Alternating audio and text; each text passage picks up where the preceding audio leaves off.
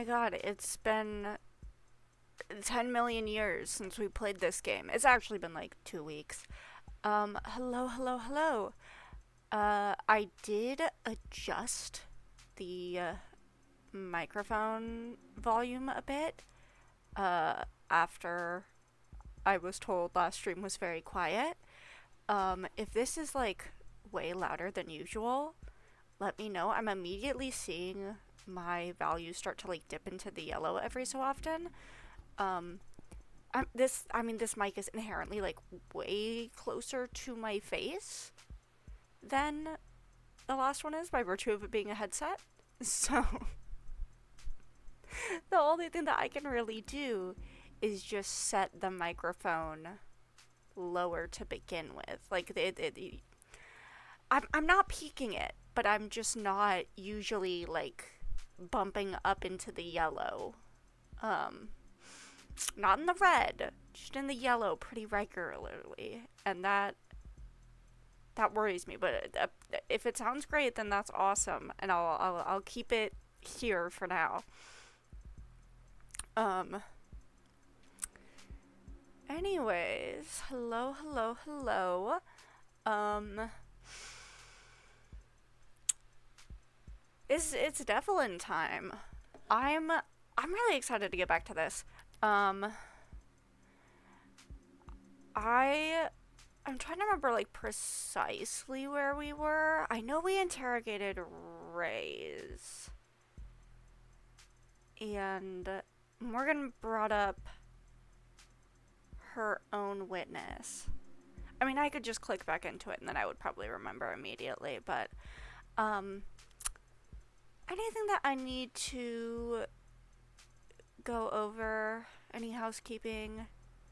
I don't really think so. I feel like there's something.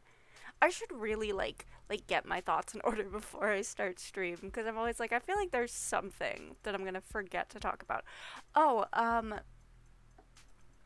so I did get the two of the streams from last week before my computer imploded up onto the VOD channel. Unfortunately, the one shot VOD has been lost to time. Um, Literally, I if I had thought about it a day sooner, I could have snagged the one shot VOD and saved it. But it is it disappeared into the ether. So unfortunately, it will forever be missing. But I'm hoping that won't happen again because I don't plan to be in a situation where I'll just be like randomly gone for 2 weeks again. Um, but even if that did happen, now I have that experience to be like, oh, you should check that and grab things when you can so that this doesn't end up like the like the one shot VOD. But yeah, I think that's that's the main thing.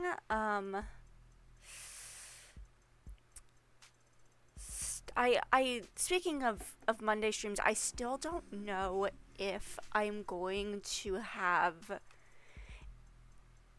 I don't know yet, and I really have no way of knowing, I guess, if I'm going to be ready to do a tier maker stream on Monday. If I'm not, let me check real quick here. I have a spreadsheet. If I didn't, it looks like the next thing up on the docket would be a bug snacks. So that it is possible if I'm not able to get a tier maker stream on Monday, then we'll do that instead. I still do really want to be able to do that stream where I just like talk about Underline for a while, because I have brain worms. Um, but yeah, if not, then bug snacks is a possibility. Um, I also my terrible, horrible, and evil friend.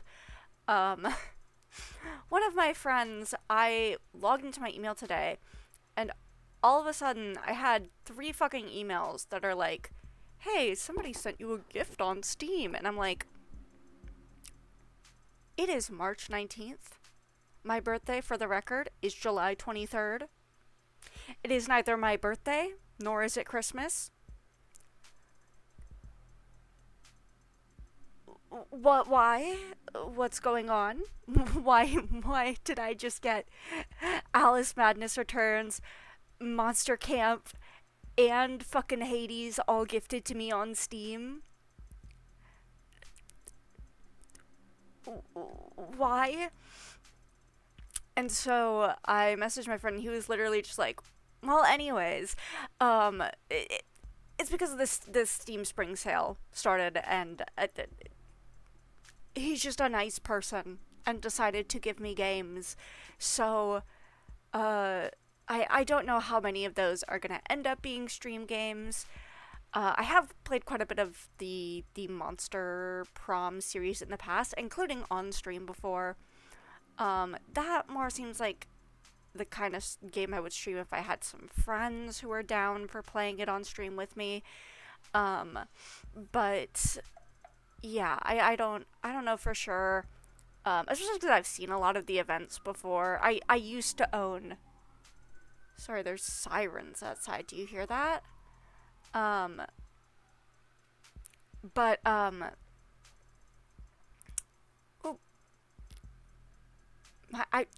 I always forget that if you press the little, sometimes you'll see my game just randomly like blip away. It's because I forget that if you press the like minimize button, it just gets rid of the visual on the stream.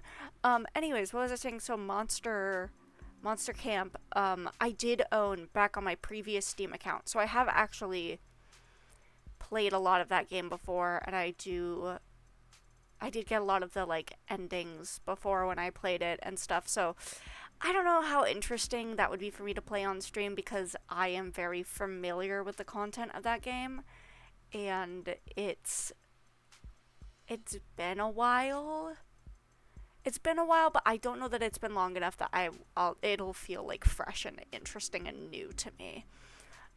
So that's why I say maybe if I play it with some friends, then. But anyways, and Alice Madness Returns I have tentatively marked as a stream game. I know that there's like platforming and combat, but there's also lots of story. So that could be fun. That's one of those games where I might just have to try it and see if it clicks right for what I want for a stream game. Hades I'm more hesitant about. At least not hesitant about playing. Hesitant about playing for stream. Because that game is famously hard and is a lot of combat.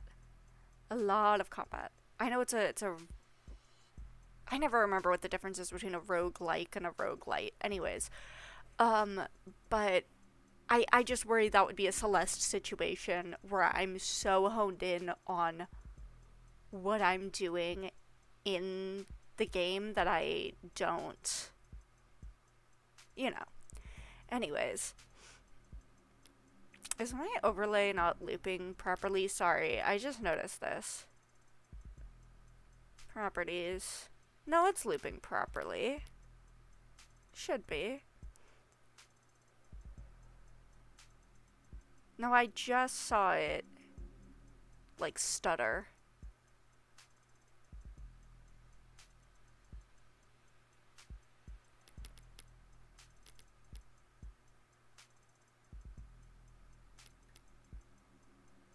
Yeah, I saw that. Okay, it's just being funky right now. That's whatever. I won't worry about it. Anyways, let's get into it. I have talked about absolutely nothing for long enough. And I very, very much I miss this game. God, I really do. Okay. I was like, I'll remember what's going on as soon as I click back in. I don't. Well, we'll figure it out. I'll admit them into evidence, assuming there are no objections. Oh, God. Backlog. Oh, yes. We ended with his phone call. Okay. Jesus. Okay.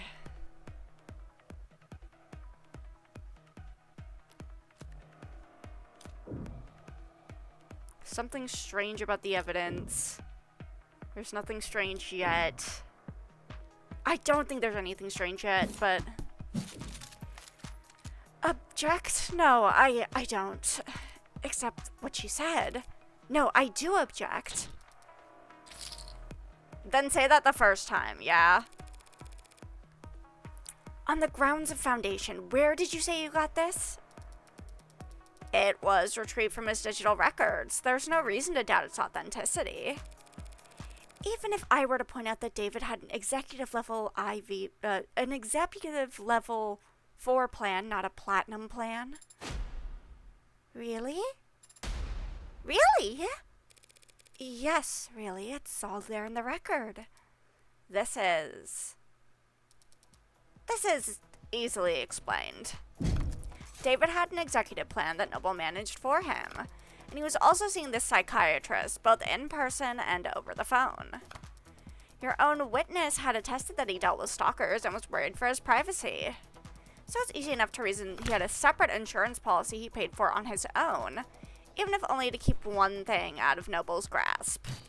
Sure, easy enough to make that assumption, but that doesn't make it correct. David used a separate insurance to hide the psychiatrist from Noble's spying? No, he was smarter than that.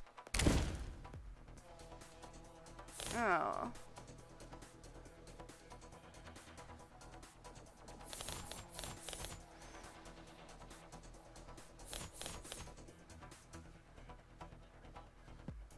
All of the building's calls were recorded by Noble. Oh, jeez.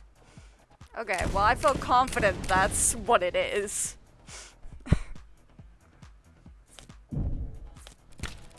David may very well have wanted a private psychiatrist, someone who didn't work for Noble, who'd have his best interests at heart. But if so, he wouldn't have contacted them over the phone. Not when he knew all his phone calls were being recorded. David Asher was well versed in having every aspect of his life overanalyzed by data-hungry parasites. Do you really think he would try and hide mental health problems from them with a second insurance policy? Apparently, yes, since I'm standing here with evidence that shows exactly that. Does it, though? Pardon me? Yeah, what exactly are you suggesting, counselor? Still not done decrypting? Well, it's difficult to... Right. What the hell? Might as well swing for the fences at this point. I'm not trying to muddle the issue or confuse the court, Your Honor. And I would never make outlandish, unsubstantiated claims just for the sake of causing drama. What are you? I'm merely concerned that D.A. Rockford has been an unwitting pawn in an act of corporate espionage. What? If the markets were to open Monday with people believing that David Asher, the man who programmed the brain of every Noble android, was battling mental health issues for the last several months? Objection, mischaracterization, foundation, all the rest? There are no corporate spies in this courtroom, counselor, and there are no boogeyman hiding under the bench. Oh, thank God. David Asher was a once-in-a-generation intellect and an extremely valuable human asset to his employers. And his employer's many enemies would do whatever it takes to destroy his credibility now that he can't defend himself. And he was also your personal. You shouldn't be here arguing this case in the first place, counselor. Now you're trying to call the police as evidence gathering into question? All because you can't admit that for the past several months your friend had been seeing a psychiatrist every Monday and you didn't know? That is... sorry, but, did you still need me up here? The witness Miss will refrain from interrupting when girls are fighting. I want to see that shit. Yes, ma'am. With how my luck's been so far, Sarah's progress bar is probably moving backwards right about now. And Emma's patience is wearing thin. This could be my last shot to create any kind of reasonable doubt. I'd be happy to wrap up my questioning if the court will allow.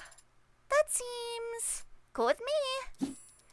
And my evidence, Your Honor, will it be entered into the record? I'd like to hear a bit more testimony before deciding. That's fine, Your Honor. As you were, Counselor.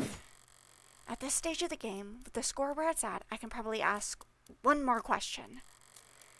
Better make it count. So, what can Starling tell us that no one else could? If she hadn't called me this morning, I wouldn't be standing here, and she only did that because...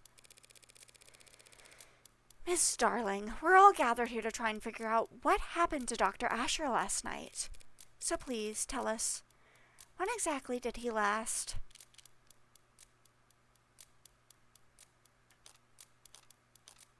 Oh, jeez.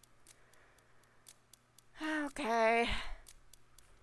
Pressure's on.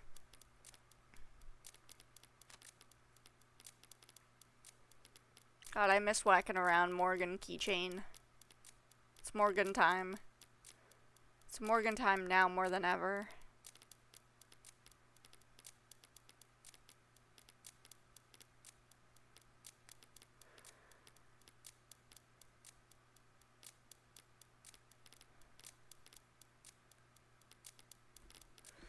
Okay. Starling's testimony. David Asher. Yeah, we got that.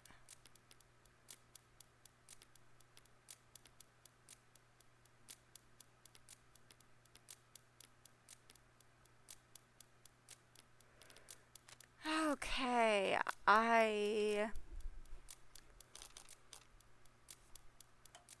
It's been too long for me to remember everything I need to remember. I'm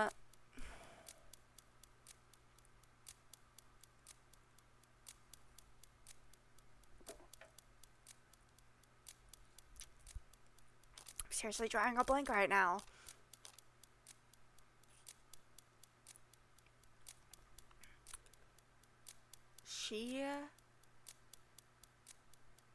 I'm trying to, like, think back to when we first talked to her.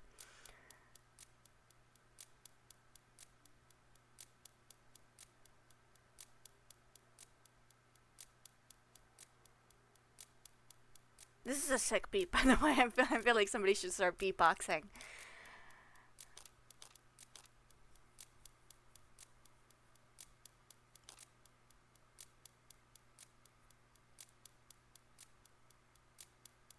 Look, if I fuck up, then I fuck up. When was the last time that he and you... Problem, Counselor? Okay. Just doing a vocal exercise. Take all the time you need. Thanks so much. What a sweetheart. Unlike me.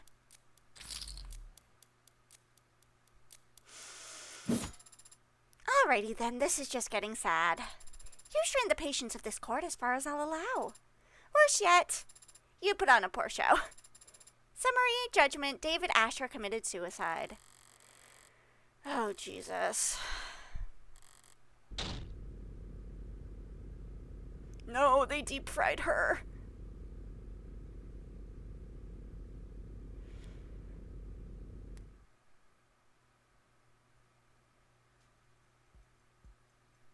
God, deep-fried to death.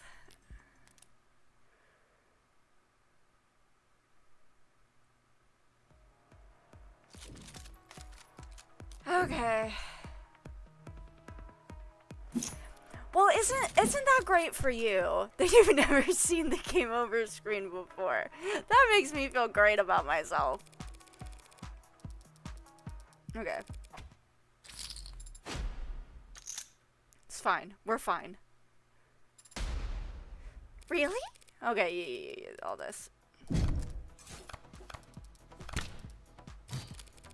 Okay.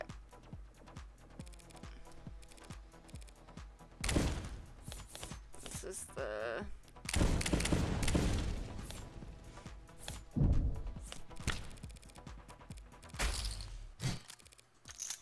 Look at this. Now I'm doing great.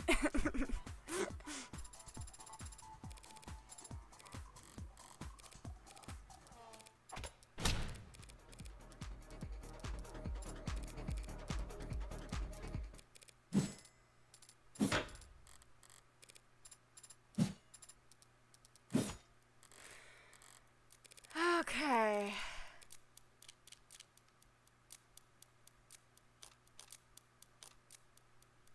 This last one feels like the most specific question.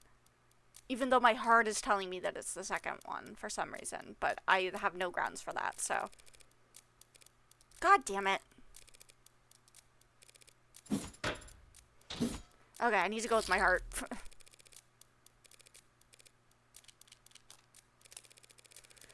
When was the last time you had contact with Dr. Asher, Miss Starling? Well, that's plenty easy to figure out. Let me just... Yeah, it was last night at 6:57 p.m. We texted back and forth. There are records of some texts, but they're flagged as work-related. Does the court really think they're relevant, Your Honor? Relevant. It's gotta be relevant, or else they wouldn't have made me do this. The texting makes a big difference. It could very well be the single most important piece of evidence in this whole trial. What? I just got chills. Don't know why, though. Must be a colon link. The defense doesn't know what they're talking about. On the contrary, those texts are a vital piece of evidence that changed the timeline of events as we know them. We know what happened to David last night, generally speaking. But the order of events is critical. Especially if Emma wants to make claims about David's state of mind.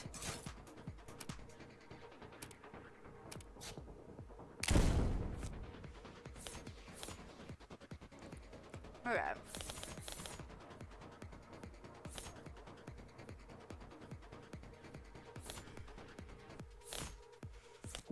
Well, obviously the call comes first.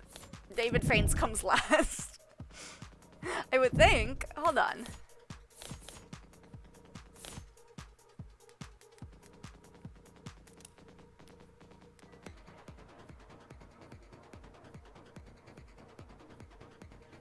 Okay.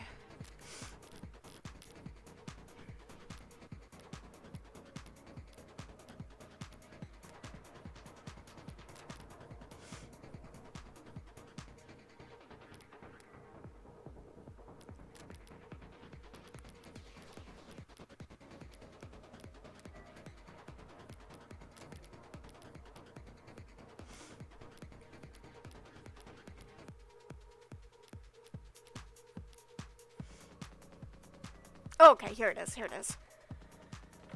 Remain on camera until 8:03.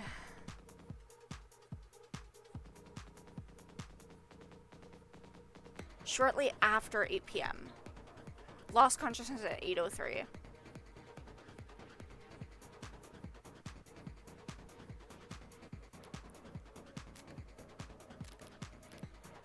Okay, so that was really shortly after. Okay.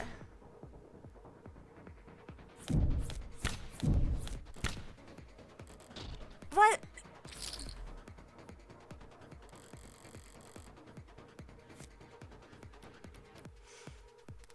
Okay. What am I missing here? Corroborated by the security cam footage.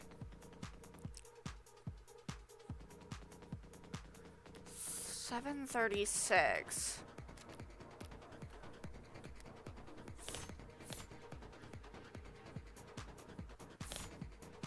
Oh my god. Hold on. I was just misreading numbers. That's my bad, y'all. Okay. Okay, so that's 6, 6, 7, and he passes out at 8. Bam. Yes, that's it. Thanks to Miss Starling, we've now got a much clearer picture of the night's events. We know that Isaac Porter and David Asher broke up at 6:30 p.m. And I was rooting for them so hard. And we know that David messaged his assistant, Ms. Starling, at 6:57 p.m. David is on camera with the witness from 7:30 to 8 p.m. And he was declared dead not long after. The people don't object to that timeline of events, but we do question Counselor Morgan's reason for belaboring it. One last question, Miss Starling. Yeah? What was the nature of your conversation with Dr. Asher? Well, actually, we talked about you. And how we wanted you to have his android. That android. There. Putting his affairs in order, I guess. It might appear that way. Can you specify what his instructions were exactly? How did he want this done? Well, he wanted me to bring you to his penthouse and help you get set up as the android's new owner. Yes, Miss Starling, but when did he want this to happen? Well, he said it was pretty urgent, and so I should do it first thing Tuesday morning. Tuesday? First thing Tuesday morning. David Asher didn't like doing anything on Mondays. And was he going to be in attendance? Well, actually, yes, he said he would work from home to help us. No way he intended for us to have that much trouble getting to. Oh. To summarize, then, half an hour after he had already had his breakup and half an hour before his guest had arrived, he was planning an appointment that would require his presence with you for next Tuesday. That's right, he was. Not something you would think to do if you were planning on dying that very night. Yeah, you're right. That's... Your Honor, if David Asher was preparing for the week ahead, a mere hour before he passed away, don't you think the people's assumptions about his mental state ought to be re-examined? That's... Your logic is sound. Do the people have a rebuttal? If the court will allow just a moment. Sounds like an opening to me. If we assume that Dr. Asher was not suicidal and therefore did not kill himself, we must then ask ourselves who else had the means, motive, and opportunity to take his life. Until now, we've taken for granted this idea that the Delta must have come from his nanofacturer from inside the house. Adonai. Not right now. But even if that's true, which it may not be, that doesn't mean that he was the one who used the nanofacturer. Adonai. Yeah, it's ready, right? Would you allow me one moment to confer, Your Honor? Sure, why not throw away your momentum? I'm in the middle of something, Sarah. I can't afford to let Rockford... I've gained access to the hard drive's files. What? Seriously? As I said, progress with this type of encryption is exponential. It can be difficult to estimate. Right, okay. Do you have the footage from last night? I have the file. Have you watched it? I thought you'd want to know right away. Suppose it doesn't matter. Either this has our silver bullet and we've got a case, or it doesn't and everything falls apart. That seems quite risky. It's the least risky path to victory we have. Seeing how it's the only path to victory we have. Screw it. Upload it to the court computer. Yes, Adonai. Thank you for your patience, Your Honor. Your Honor. I'm awake! And I'm getting a pretty hefty chunk of video data for breakfast. Yum, yum, yum, yum, yum. You're submitting security footage into evidence? New security footage? The police corroborated the witness's testimony using the house's cameras. Security cameras installed by Noble as part of the penumbra system that showed the parlor, the kitchen, but not the basement. During the course of my investigation, I uncovered a hidden security unit buried in the deceased's own home system. You... what? The people say that Delta must have been in Dr. Asher's cup because there's no other way for him to have ingested it. But we never saw him or anyone else put anything in his cup on camera. Because he must have poisoned his own drink off camera. Exactly. What? That's the only possible explanation. That he added the Delta to his drink off camera. He placed his cup inside the nanofacturer, activated it, waited 2 minutes, and then walked upstairs to his death. But I'm about to present the court footage retrieved from his basement. Footage that will show that by the time he received the cups in the basement, it was already past 7:38. meaning he didn't have the opportunity to poison himself. One clip of footage will prove all that? If it doesn't, I'm completely screwed. But it's not like I can lose a preliminary hearing extra hard. Anything other than a royal flush here means I'm bust. So, better to be the Joker who dances. The data has been entered into the court record. Sarah, show us when Dr. Asher entered the basement. Yes, Adonai. I'll search for it now. Here. On screen. That's the bar, and the timestamp is 7:36. There, David's grabbing the bottle of Rose River and leaving. At 7:37. Just under the wire, as it were. Is that it then? I came this far just to wait. Did he have the cups with him? Is there sound?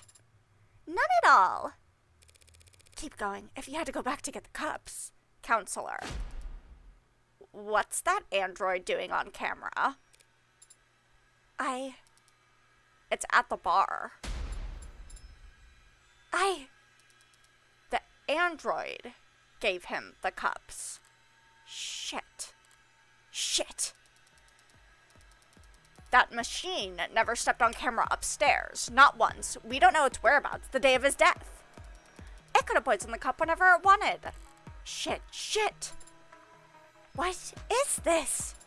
I don't understand. Your Honor, have the courtroom cleared. Understood. Please, someone. I don't know what's going on. Sarah, you need to shut down. Please, tell me what I'm looking at. I don't remember any of that. Do we have callers available? Sarah, shut down now. Adonai, please, tell me what That's an order. Whoa, no, sorry, that was Emma's voice. That's an order.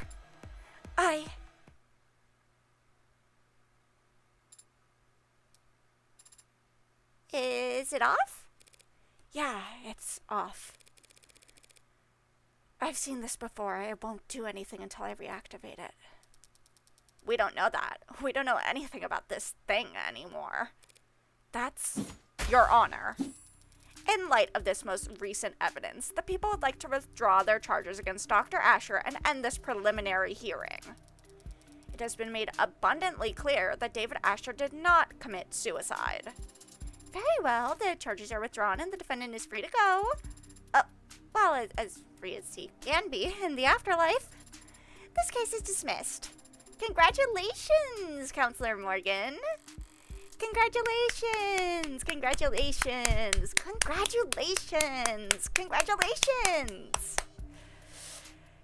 Yay. Chalk up another victory for Morgan Esquire. Now all I have to do is deal with the shitstorm of the decade.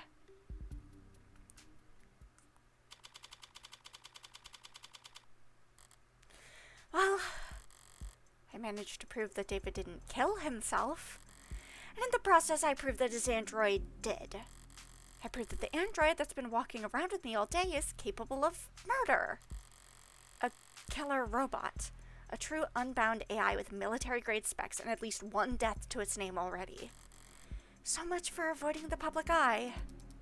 Thank you for coming here on such short notice, Judge Barrows. Ha! As if I'm doing you some kind of favor. I didn't realize I had any choice in the matter. This isn't some bad joke, is it, Miss Rockford? I'm afraid not, Your Honor. You know, I like the adjutants. I always have. They deal with the criminal trials so that bookish, quiet, contemplative people like me can spend all day typing up arguments for obscure legal treatises. That's what I like to do. Okay, let's see her profile. Oh, yay. Morgan time. October 26th.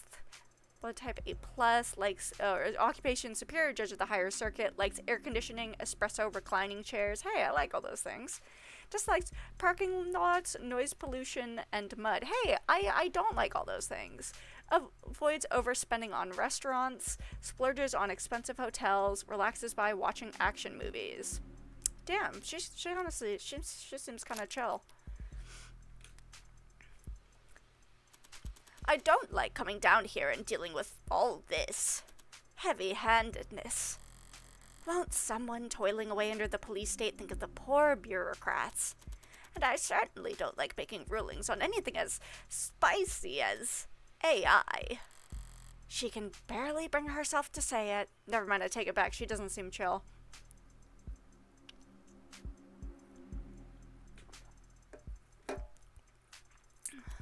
And you, Counselor Morgan, you're the one it's registered to?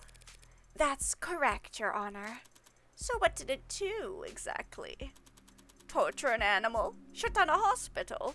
Crash a coin market? We have it on camera poisoning a man, killing its creator. You mean Dr. Asher? That is, we can't hope to keep this quiet for very long. All we can do is try to wrap it up quickly. Let's make haste. Adjutant, do you have the case number? Case ID is 241277-A. Docket number YT984318282. Thank you. Can you repeat that? YT984318282. I think I lost you after the first 8. I have it copied here. And what are the security procedures for an incident of this nature? Data quarantine is to be established around any networks that the subject was exposed to for more than 66 seconds. All offending hardware is to be destroyed immediately through incineration at a minimum temperature of 3,422 degrees Celsius for 30 minutes. That is hot as shit. Celsius? Celsius? 3,422 degrees Celsius? That's... okay. Sorry, Spearmint. There's nothing to be done, no debate to be had. This isn't even a decision. Sorry, Sarah, not Spearmint. David gave you that name. I should at least make the effort to use it. That sounds very hot. That's what I'm saying. Do we have furnaces that get that hot? Of course, there are a number of industrial furnaces within the city limits that I could recommend. Sorry? Why should I be sorry anyway? I fulfilled the request. Favor repaid. I don't owe Sarah anything, especially not if it killed my friend. Right, Morgan. I'm sorry. I was just saying how grateful I am that we had the procedures for this kind of thing all laid out already. Yep, keeps things nice and simple. It can feel somewhat severe going through these steps so quickly, but nothing, Your Honor. Artificial intelligence is perhaps the greatest threat to human civilization and the sanctity of life there's ever been. Any piece of software, big or small, no matter the vessel, if it can violate the tenets it was programmed with, it has the potential to cripple our nation in a matter of moments. Yes, couldn't have said it better myself. Straight from the textbook, almost. Well, I mean it. Monsters like that don't belong in this world.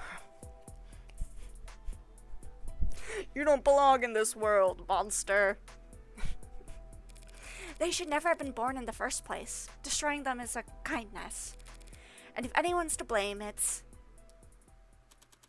No one's blaming you, Counselor. You couldn't have known you were in possession of an AI. I'm talking too much. Probably just tired. It's been a long day, and I've had a lot of thoughts. Sorry, Sarah. Whatever you are just born wrong. Not your fault, necessarily. If it were up to me, you'd get points for trying. Trying to be something more. Trying to be something at all. Or anything other than what you are. It was stupid, of course, and futile. Pointless.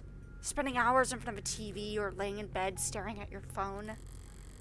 Watching stupid movies and trying to papier-mâché an ill-fitted mask of humanity out of the scraps you could tear out of magazines.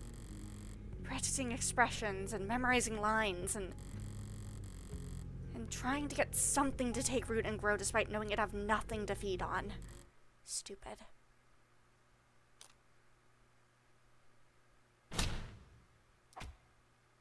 Morgan. What was that, counselor? I said objection. And what are you objecting to? What are you doing, Morgan? I'm a defense attorney. This is what I do. I understand you've been through a lot these past few hours, counselor. But there's nothing to defend. On the contrary, Your Honor. I have to defend myself. Pardon? You say that this android, Sarah, is an AI because it broke its tenets. Obviously. And you believe it broke its tenets because of this newly discovered footage that appears to show it committing murder via poison. All true, and no laws broken on your part. Here it comes. Never thought I'd be incriminating myself in the courtroom just to make a point. Don't you dare try and entrap me on this!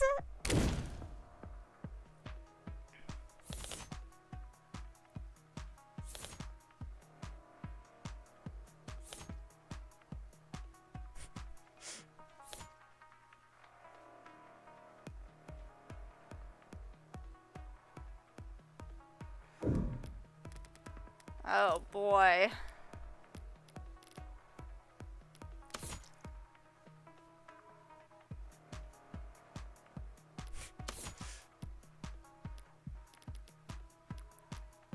Wait, what else do we have here?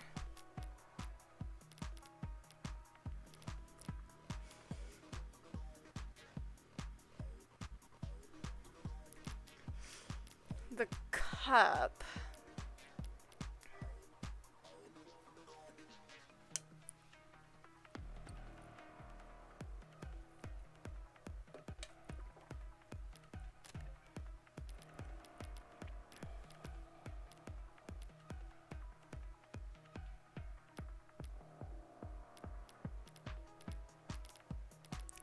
I mean, part of me thinks it's gotta be the gun because the gun's not listed in our... Like, the gun is just being brought up now. But that just comes from my like, genre savviness. It doesn't come from anything in particular. Sarah's papers. Let me look at her papers real quick. That could have something.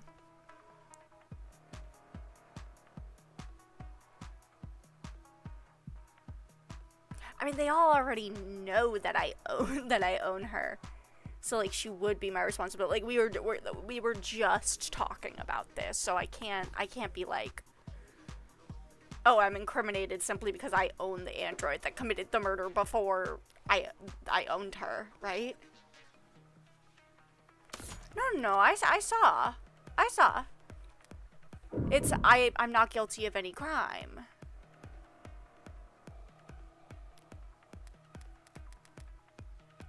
The context of what we're saying, okay.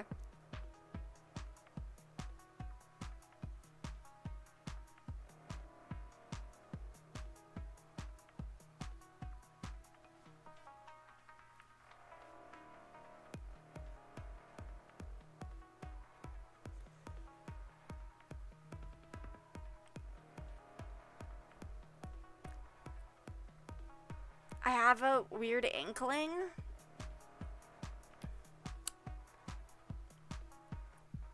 But, like, if that were it, like, she would, like, A, that would be a crazy plot twist, and B, she would go to jail, like, right away.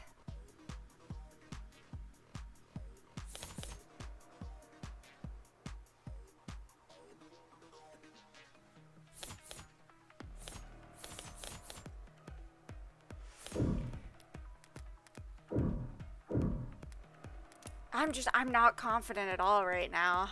I mean, I can just not, you know, not bet that much on it, but I can just do the minimum.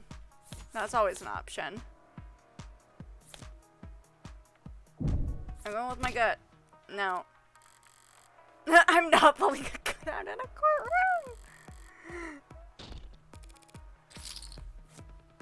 Okay.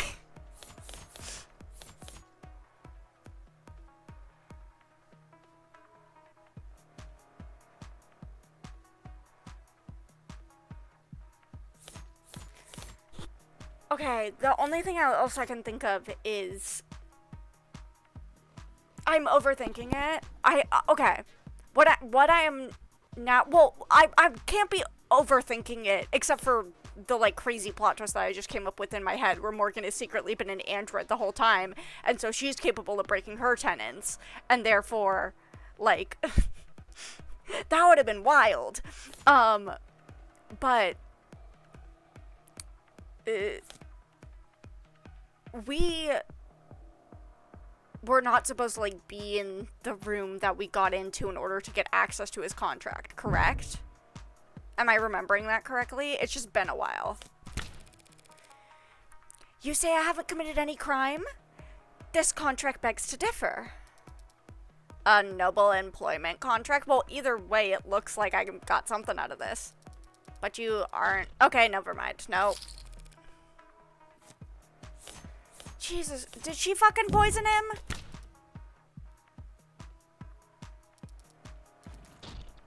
Jesus. Okay. Guys, I swear I'm usually good at these games.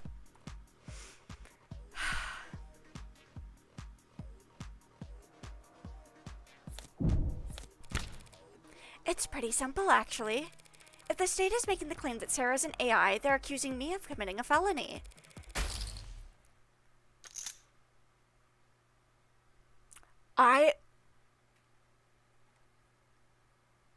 I'm sorry, guys. Give me 1 second. Give me just a moment right here. Just give me.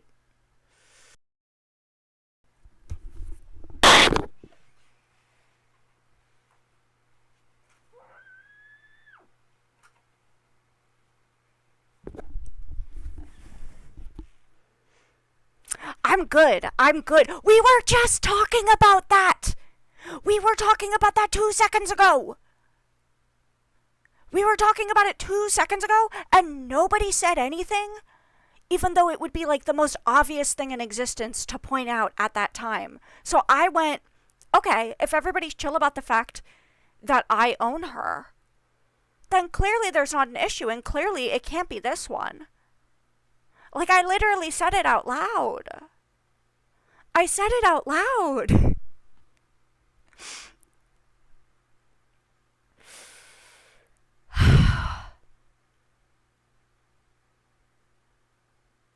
Yeah, it was just the topic 2 seconds ago. 2 seconds ago was the topic. Like, that feels like a situation where they were trying to handhold me and in the process steered me so far away from it. Because here's the thing. Okay. When I play Danganronpa, the other characters in that game are stupid idiots, okay? I love the cast of Danganronpa. Don't get me wrong. I love them. They're so stupid. They're idiots. Okay? They're so dumb. And so if nobody else there is getting something that seems really obvious, I'm like, they don't get it because they're dumb and stupid. These characters understand more about the law of this universe than I do. So if the characters don't bring something up that should be obvious, I'm assuming there's a reason for it. Because I am operating on the assumption that the characters know more than I do. And not in like the they're keeping secrets way, like would be the case in like Danganronpa or whatever. Just that they're smart people. That they're smart people, and if something doesn't get okay.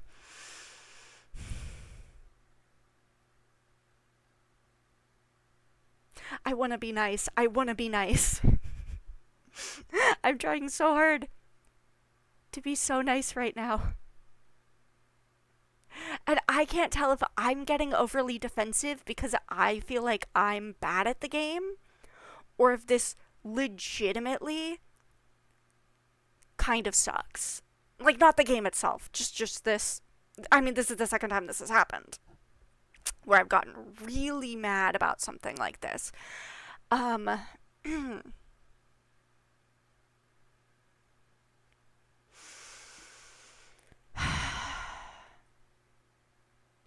taking a deep breath.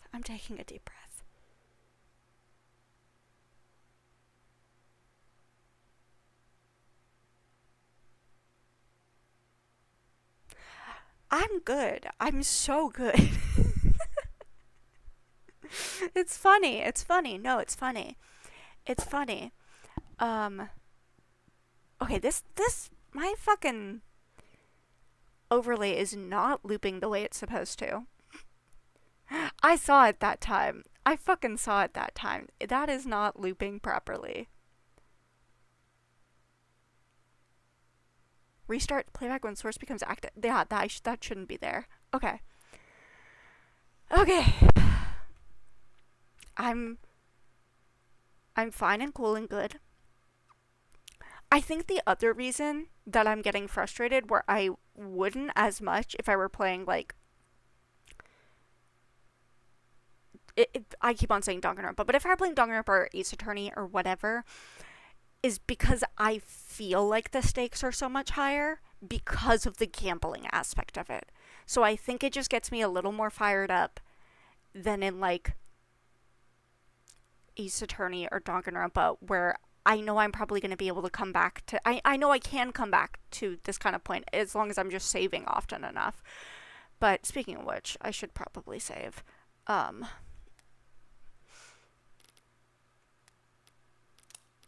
We're saving. But like... Okay, I'm just going to keep going. Maybe she'll bring up something that will make me less mad about this. What the hell are you doing? And if the state wants to charge me with owning an AI, I will not take that lying down. I know my rights. Counselor, your argument is self-defeating. Listen to yourself, Counselor. You claim that Sarah is just an android, a product that will be obsolete within a year. But you've only known it for a few hours. You've only owned it for a matter of minutes. And yet here you are risking a felony charge to save it from being demolished. Because you're wrong. And I know you wouldn't care. Not unless this android was something special.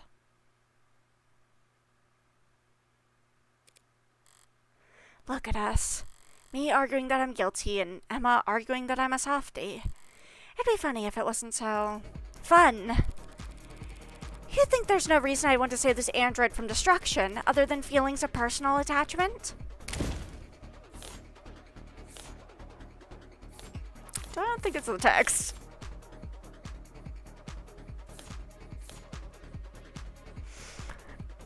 Probably that one. I can think of at least one reason why I don't want you to turn Sarah into a slag. One very convincing reason. Or very convincing number. Okay. We're back on track with that. What are you... What is that? That number is Sarah's estimated financial value on the collector's market. You've gotta be. I got it from an insurance evaluation algorithm. They're designed to lowball you. That does seem like a reasonable incentive for you to want to keep your android intact. It's a free country, Your Honor. I have a right to defend myself. And we have a free market, so I have a responsibility to defend my financial interests. Okay, so, okay. Now that we've gotten a little more into it, okay. I see more where they're coming from with this now, which is... Morgan doesn't have to do this. You know what I mean? Like, she could have just, like, let it happen, you know? This is her taking a very big swing and deciding to risk it all when nobody had asked her to do that. Like, we were literally just talking about it a second ago. Everybody was going to let you just go. Nobody was going to try and argue that, like, you need to be... like, you need to be penalized for owning this android that you just got. Like, literally, that's what Emma was just saying. It's like, nobody was gonna make you do that. So, yeah, okay. I got really mad, but that one was perhaps on me a little bit. It just was not the thought process I was looking through this at all. And I'll say... Like, I did literally say it out loud and went like maybe. I will say, I'm gonna say this now, and I'll reiterate it if it happens again. I did add, I believe it's on stream right now. I don't know if there's a way to check it, but I did add the no backseating tag because of this game, because certain people were trying to give me hints, and honestly, the hints make me spiral further. Like, if people hint at, like, oh, this one's really hard, like, pay attention to this, this, and that, like, I'm going to go into, like, full conspiracy theory mode. So zip your lips. Either I figure it out or I don't figure it out. But people getting really into the weeds of, like, this is what you need to pay attention to, and this and this and that, reminders about, like, how the game works itself, totally fine. Being like, hover over Emma for, like, you know, just pointing out, like, how game mechanics work, totally cool. Don't mind that at all. That's helpful. But getting into what the nature of the thing is that I'm supposed to be arguing about, or telling me before or right as I make a choice that it's wrong or right, please don't do that. It makes it more frustrating for me when I get it wrong with all the hints provided, and then I feel like I'm stupid because I had chat even trying to help me. Also, it just kind of spoils it a little bit. Like, anyways. And we have a free market, so I have a responsibility to defend my financial interests. Your Honor, a trial like this would be... I'm not going to let you turn this courtroom into a circus, Morgan. You can't spend the next half-decade bringing in expert after expert to testify on the philosophical distinctions between AI and ads. Spiraling into appeal after appeal, all while media. That's what I felt like. Spiraling. This machine appears to have willfully killed the man. Hey, appears. You said appears.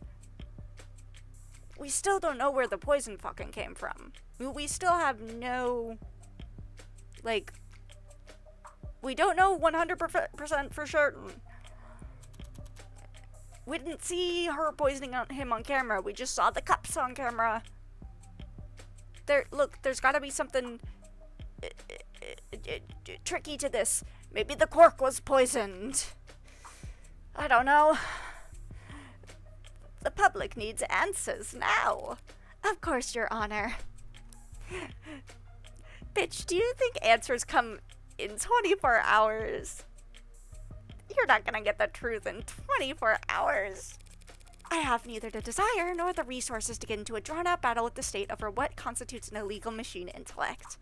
So, the state says my android, my property, killed the man in violation of its tenants, so they want to take my property and destroy it. I'll prove that my machine didn't harm anyone, so the state will have no reason to suspect it's an AI, and I'll get to keep my property. Unlawful seizure thwarted. Don't be cute, I feel a stomach ulcer coming on. Fine. You'll have your day in court, but it'll be one day. Tomorrow. Prove that this machine didn't kill Dr. Asher. No, prove that it couldn't have killed him. Anything less than absolute proof and I'll have the damn thing obliterated. And you'll also be looking at a very real sentencing for the public unrest you'll have enabled. Yes, Your Honor. T.A. Rockford, what I'm asking of you is just as heavy. Find the truth by the end of tomorrow. We can't settle for anything else. Win or lose, there can be no doubts about the outcome of this case. Yes, Your Honor. And now I need to go lie down. Can I come? You can power down. Does she like gilfs?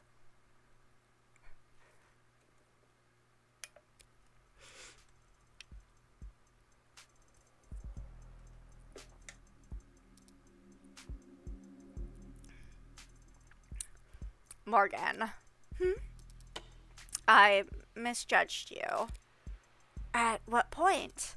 Whenever I wrote you off as a small-time defense attorney just trying to tread water. That is so sweet of you to say, Emma. There's layers to you. You've got backbone. Teeth, even. You're gonna make me blush. People talk about your kind like you're boxing against the state, fighting the man. But most defense attorneys wouldn't know a cyberpunk if they walked up to them on the street and shot him. Meanwhile, you've just signed up to do 15 rounds challenging the state's authority. Why? Not sure exactly. For David? Yeah, probably. Probably just me being sentimental. But if I had to pick a more lofty reason, well, I think it's all the moralizing. People can be evil. They can choose to do evil things for evil reasons. And if you want to execute them from that, you'll hear no complaint from me. But animals can't be evil. Information can't be evil. Ideas can't be evil. Guess I'm not convinced AI can be evil either. Whatever else I get up to, I don't want to stand with the book burners of the world. You're more high-minded than I realized. You sure you're in the right line of work? Can't see myself doing anything else. Good luck, Morgan. There's book burners on all sides these days. I talked a big game just now, but I'm in an even deeper hole than when I was trying to prove David's innocence. Doubt won't be enough this time. I need to find the actual culprit, no matter what.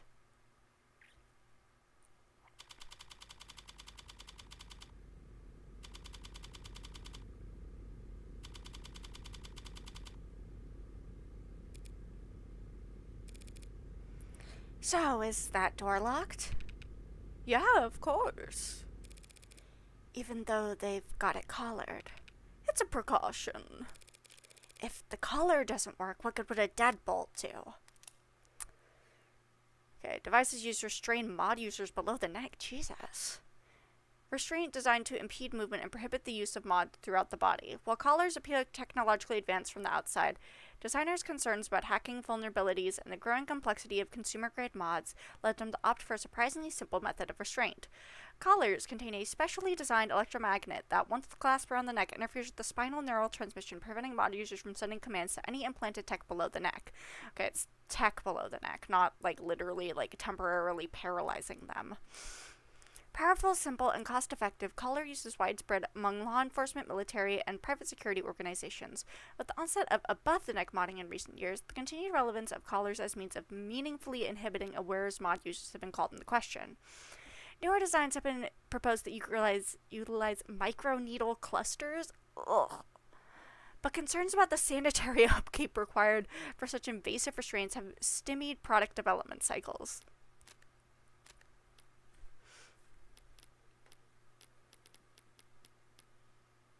Morgan time. Okay.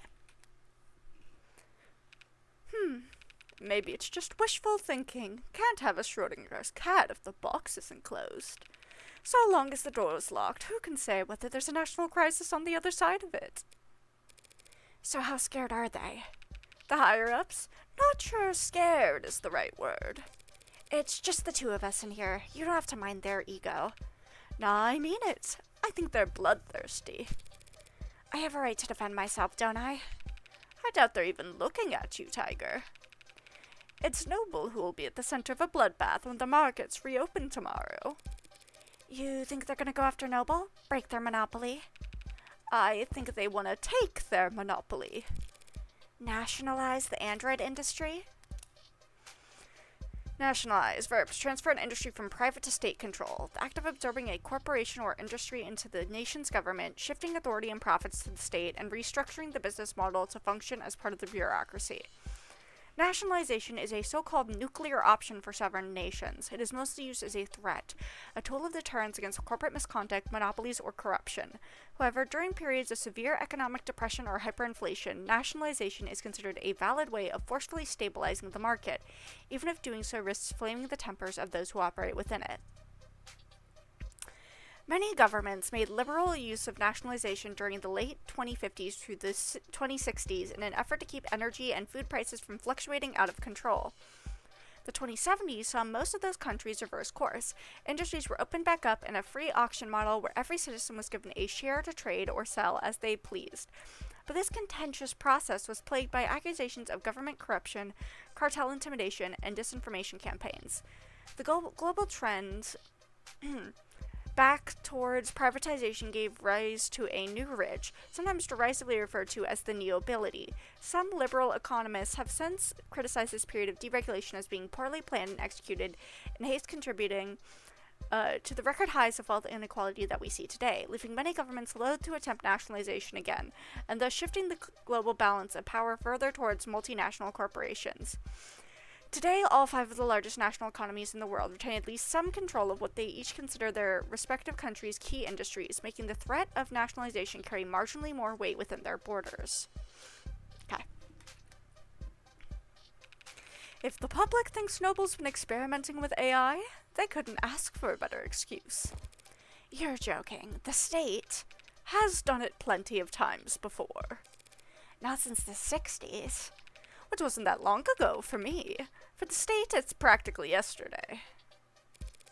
So the same state that tells us to be terrified of AIs lurking on the old net or biding their time in forgotten satellites sees all this as nothing more than an opportunity. Well, they do genuinely want to incinerate the thing as soon as possible. Past experiences just tells me they'll want to gain something while they're at it. Here's what I don't get. Why is this debate? An argument? A trial? Can't we just hook it up to a court computer, see if it has the tenants or not? Pop the hood, as they say. Who says that? Lots of people used to say it. Well, for starters, they're all scared to death about a contagion. They figure anything they let an AI to connect to they can't trust. Then why the collar? Collars are too simple to hack, just a really strong electromagnetic held in place with lock and key. Even so, feels like we should be able to build some kind of machine, some kind of test. Something a little more sophisticated than the same reasoning they had at the witch trials. Burn 'em all and let God sort out the rest. You got any polygraphs here at the station? Lie detectors. Yeah, got a bunch back in storage. Ocular, heart rate, perspiration, brain scan, take your pick. You're not going to try and use one of those on the bot, are you? All those fancy lie detectors lying around. The DA's office never asks for them, do they? Nope.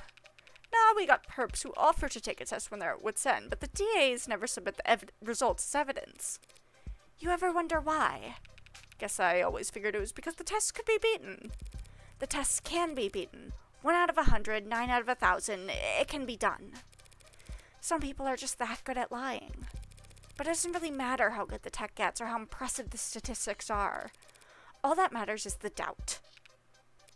People decide whether you're lying or telling the truth long before they hook you up to a polygraph. If the results don't match their initial impression, then it must be a fluke, a 1 in a million mistake. They'll never trust a machine more than their own intuition. God, this is... Yeah. Yeah, it's true. And no one will ever trust a machine to determine guilt. So they can run the trial, choose the sentence, but they don't get a vote on the jury. They don't get a vote anywhere. Why bring it up, then? Because I'm sure there are tests, devices, experts I could employ to analyze Sarah. But your bosses would never be satisfied with the answer. If it is an AI, it's smart enough to cheat the test. Or hack the device, fool the expert. All our fancy 21st century tech, and we still fall back on the drumhead court-martial. So, am I gonna set off any alarms if I go and turn it on? Nah, you should be okay. If it lunges at you, I could always just put a hole in its head. Don't even joke about that. That's my baby. Might take more than one shot to... Wait, what, from outside? You're not coming in. I need to speak with it in private. It's a machine, not a suspect. It doesn't have a right to counsel. Or a right to privacy, or any rights at all, actually. Then it's a good thing I came prepared. Of course it doesn't have any rights, but I do. Including a reasonable expectation of privacy. In a police station, Tiger, you don't. It's my medical android. Pardon. I have to discuss a health issue with it. Seriously? I have to talk about a medical concern with my android, and I don't want you listening in. That's your medical android? Like your nurse? As of last night, I was already at the courthouse. Just had to take the elevator and do some paperwork. You can check if you don't believe me. No, thank you. I'm not nearly brave enough to take on med confidentiality, and you don't seem like the bluffing type. You must not do a lot of gambling, detective. It's the ones who don't bluff that you have to look out for. Listen, I won't dispute whatever medical emergency you... Lower back pain. You might be going through. But I also can't just... Look, I'm going to get something from the vending machine. I think it'll take about half an hour. Are you going downtown? Just to the break room. But it's a very old vending machine, you know. Gets jammed a lot. Thanks. You know, it's pretty small for an android. Heavy as hell. Nearly pulled something trying to move it myself. But small. Small isn't quite the right word. The word he's looking for is young. But that's not an adjective anyone likes attaching to a machine built to serve. Or potentially, in this case, a machine built to kill.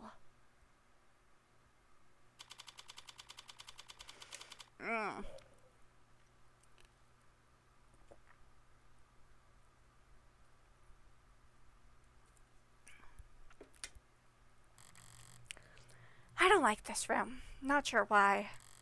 Certainly not a guilty conscience. Maybe it's the lack of ventilation. Like all the cortisol and nausea of its inhabitants never had anywhere to go. Like it all just soaked into the walls. A modern haunting. Are you going to wake up when I tell you to this time? Or do we have to do the whole meet cute over again? Where am I? Why don't I know where I am? For the first time in your life, you're not connected to anything. How's it feel? What is this? We were at the courthouse. The footage. This numbness around my neck. Father, what happened? Oh, they put her hands in there. Oh my goodness, no! What are they going to do to me? There's a lot of interested parties who just want you bricked ASAP. Because they think I killed Father. No, because they think you're an artificial intelligence. I am man-made and I possess intelligence. Don't be naive. I am less than 3 years old. I am baby, Your Honor. Are you? For all I know, everything I learned about her yesterday was complete bull.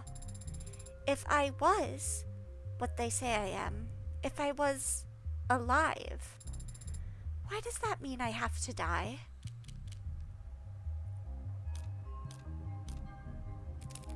Because they're afraid of you.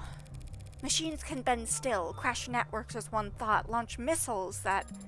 There are modded humans who are capable of all of that and more.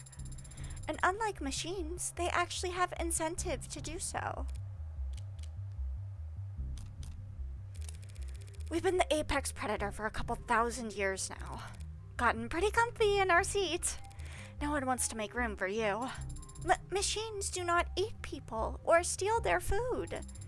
They are not genetic or ecological competitors to humans in any sense.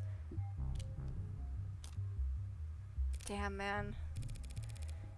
There's no logical answer to your question. What? That's it? But whatever argument you want to make, others have already made them in 100 courtrooms around the world. Only better researched and more eloquently put. None of them have ever won a single concession. On every continent, under every flag, AI is illegal and to be destroyed as soon as possible. You know, within the story, this sucks. But that statement out of context, every time I'm just kind of like, hell yeah, brother. Get that shit out of here. But why? Let's say you are an AI. And while we're at it, let's say that's a good thing, something to be celebrated. Are you a citizen? Do you pay taxes? Do you have rights?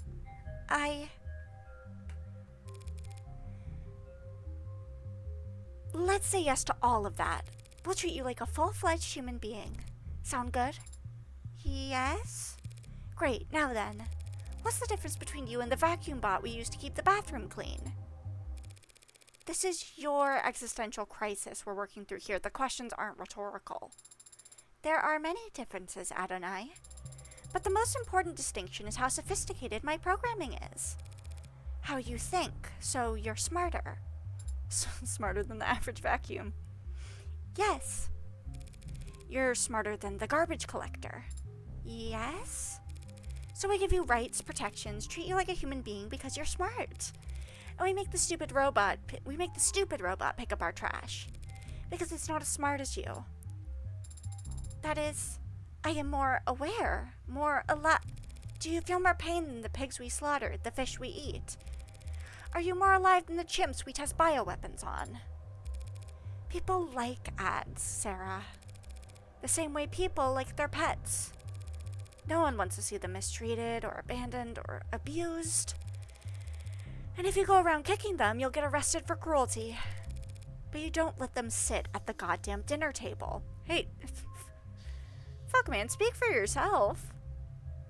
My cat sits across the table from me whenever I eat. And she watches me, and then she tries to get on the table, and I tell her, Josie, no. Josie, you can't, your grandma said you can't sit on the table. So, you need to get back on the chair, or you need to go on the ground.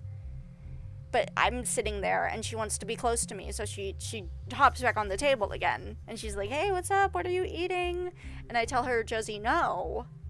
Your Mima doesn't want you on this table because she says you have fleas, and you probably do.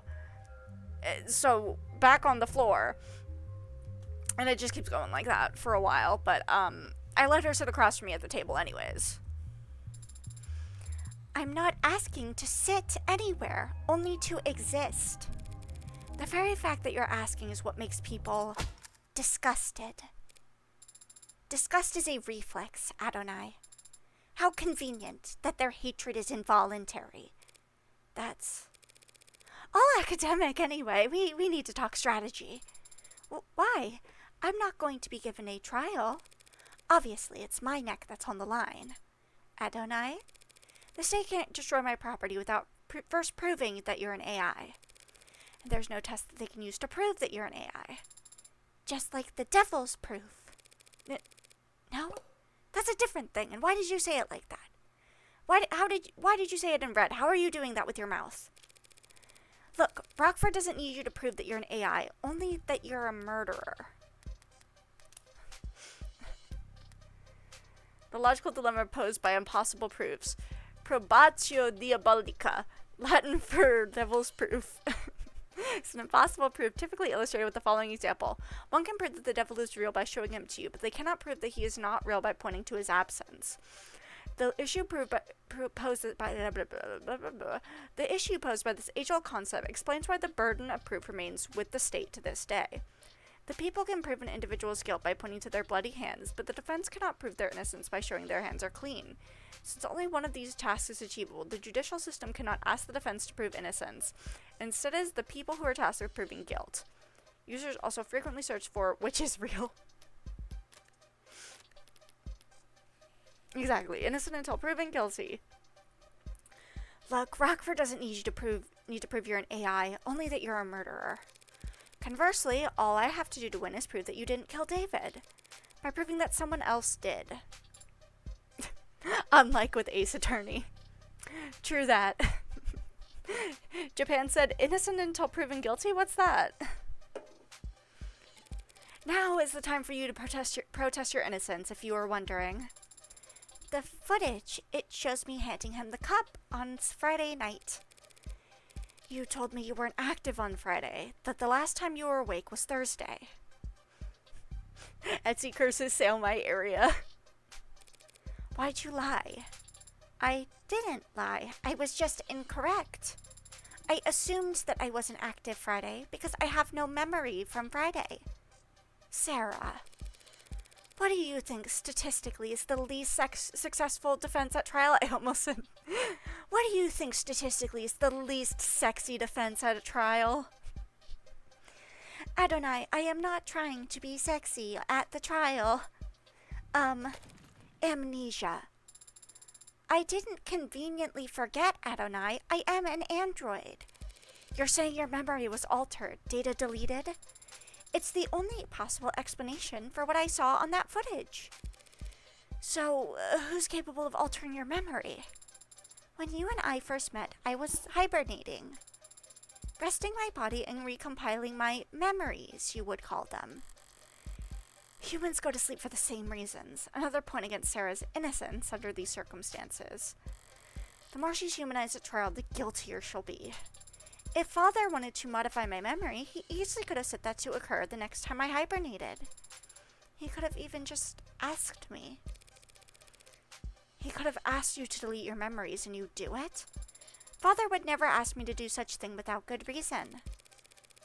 But if he could just ask you to alter your memories, that means you can alter your memories at will. I hadn't considered that before. Yeah, well, Emma will make sure the court considers it plenty. Could you prove that your data was... forget it, the court would never hear it. You're saying they wouldn't accept my testimony? Shouldn't all testimony be considered truthful unless contradicted by evidence? They're afraid you'll crash the power grid and fire all the nukes if they so much as plug you into a power outlet, Sarah. All your internal data is inadmissible. That isn't very fair. You're finally starting to get it. None of this is fair. I would never do anything to harm Father. Don't they at least need to prove that I had a motive? Yeah, about that. You remember the DA from yesterday, Emma Rockford? The tired-looking pretty lady? Yeah, she hates your ass. Yeah, she looks tired. She and I combed through the week of footage you managed to decrypt last night. What did you find? Nothing to prove your innocence. But we did see you entering the panic room on the day David died. I entered the panic room on Friday? Without your big buttoned away, all it would take is one password. A password that wouldn't take Sarah that many tries if she'd already been instructed to obey me. What happened? We saw you go in, and a while later you came out, holding some kind of notebook. Father's journal! You remember something. Not from yesterday. I've seen him with it many times before. But I've never gotten a peek at it. He hides it somewhere when I'm not looking. That's a little concerning. We were playful about it. He liked to tease me, and I've always liked trying to find it. You put it back not long after, then you locked the door back up behind you. All just a few hours before David died. Rockford's argument could write itself.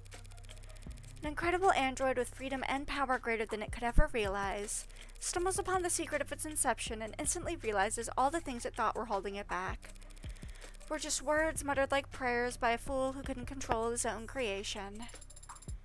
And that translates to a motive for murder? Frankenstein kills its creator. Easy to sell. Frankenstein was the name of the scientist. You are thinking of Frankenstein's monster. And the creature didn't kill him. He actually died of various injuries and illnesses he suffered while trying to hunt down and destroy the monster. Did you know that Victor Frankenstein was the true monster, Adonai? So it's most accurate to say that he was killed by his own obsession. Whatever. It is a weak argument, Adonai. I would not hurt Father. Not for making me whatever I am. Not for any reason. Because I loved. Yeah, see, that right there? That's exactly the kind of talk that will get you obliterated. You are thinking of Frankie from Monster High, Adonai. Love? A very common motive for homicide among us primitive humans. I could prove you didn't murder David beyond any shadow of a doubt, even bring in a confession from whoever did. But if you got up on the stand and convinced the court that you loved your creator, really convinced them and got the whole room teary-eyed, they'd burn you for that too. I don't know anything anymore. I don't know if what I feel is real or simulated or right or wrong or natural or illegal. How can you know? How can you know if what you feel is right? I say let's stick to what we do know. Someone did poison David, and as it stands, you are the only one with the opportunity. That is logically sound. You're on camera calling him back to hand in the cup after he'd already begun to leave the basement. Any idea why? No. Well, do you know how to use the nanofacturer? Could you have made the delta with it? I've used it before when assisting Father. So it's perfectly possible that you planned and executed this poisoning all in the one day that got erased. It is technically possible. I'll have to look over the entire penthouse again. There were a few things that didn't fit together yesterday. Maybe now I'll be able to figure something out. Where else will you go? Back to Noble, guns blazing this time.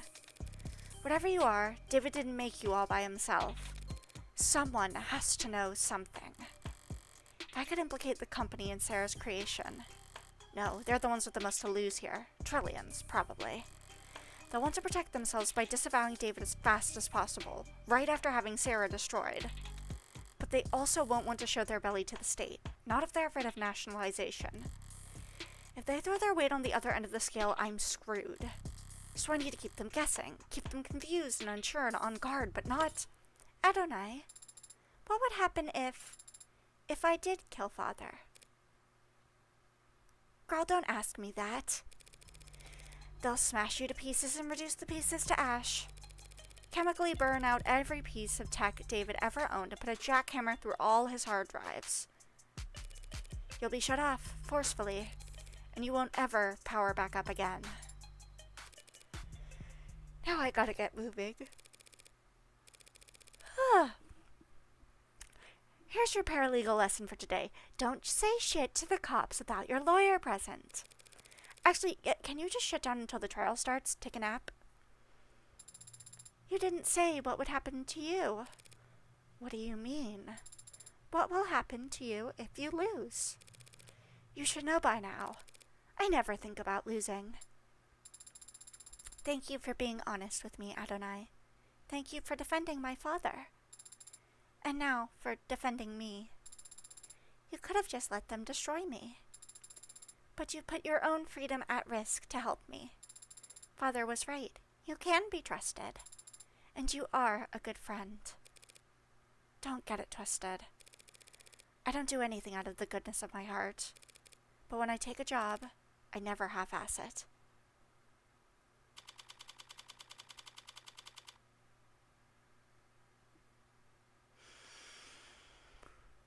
Whew, boy.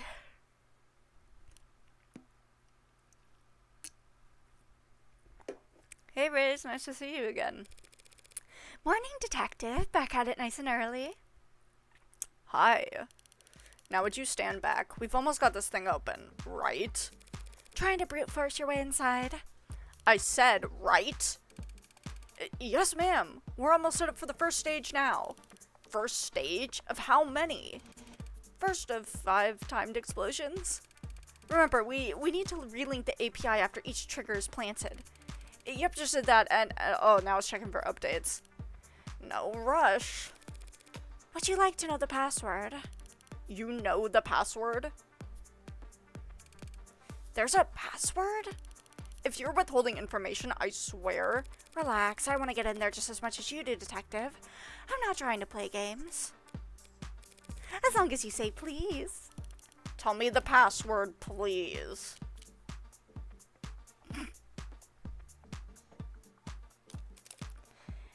It's S-U-N-S S-U-N-S H-I-N-E. Lady, I will hit you. A-D-O-N-A-I. Thanks. Now I'm gonna slap you with a discovery fine so heavy your teeth will ring for, hey, I submitted all my paperwork, even told Rockford the password myself. So, boys, when I asked you if there was a passkey on record and you told me this lock couldn't be bypassed, I do want to say that we don't really get many opportunities to use the incendiary breaching system, so this was still a really valuable experience for all of us.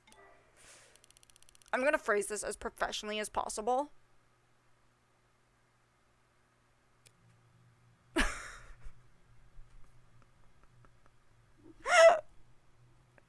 Oh my god. Redacted. All of it.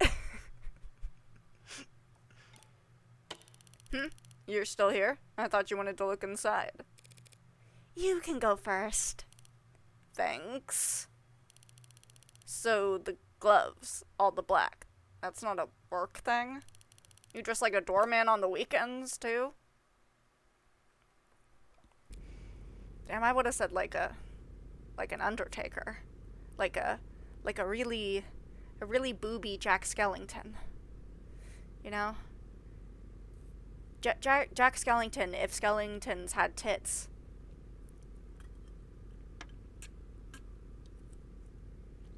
Jack Skellingtons. You should cover your mouth when you yawn. Like you cover your eye when you want to look cool? I shouldn't let her get to me, but I had a late night.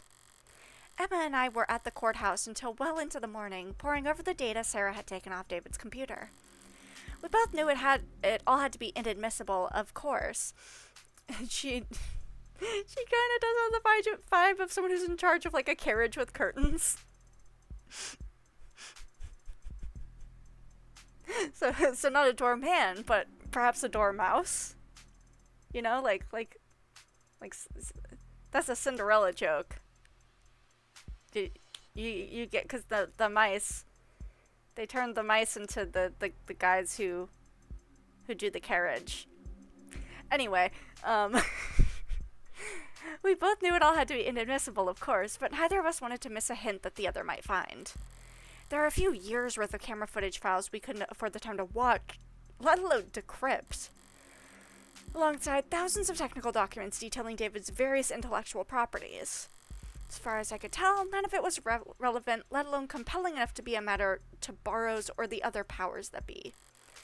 As usual, Emma wasn't exactly an open book, but it didn't seem like she was making bored yawns, not thoughtful ones. Her eyes only ever lit up when she saw Sarah enter the panic room. And when she saw what she was holding when she left, if she wanted this room searched, it could only be for... So where's this journal supposed to be? Rockford didn't say. I'll just have to search the place top to bottom. Mostly bottom with your height. The tops of some of these shelves.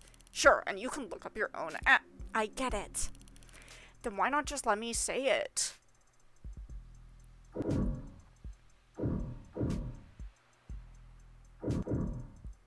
Okay, chessboard, the desk, the cabinets. Oh, and there's a thingamabobber right here. Hold on.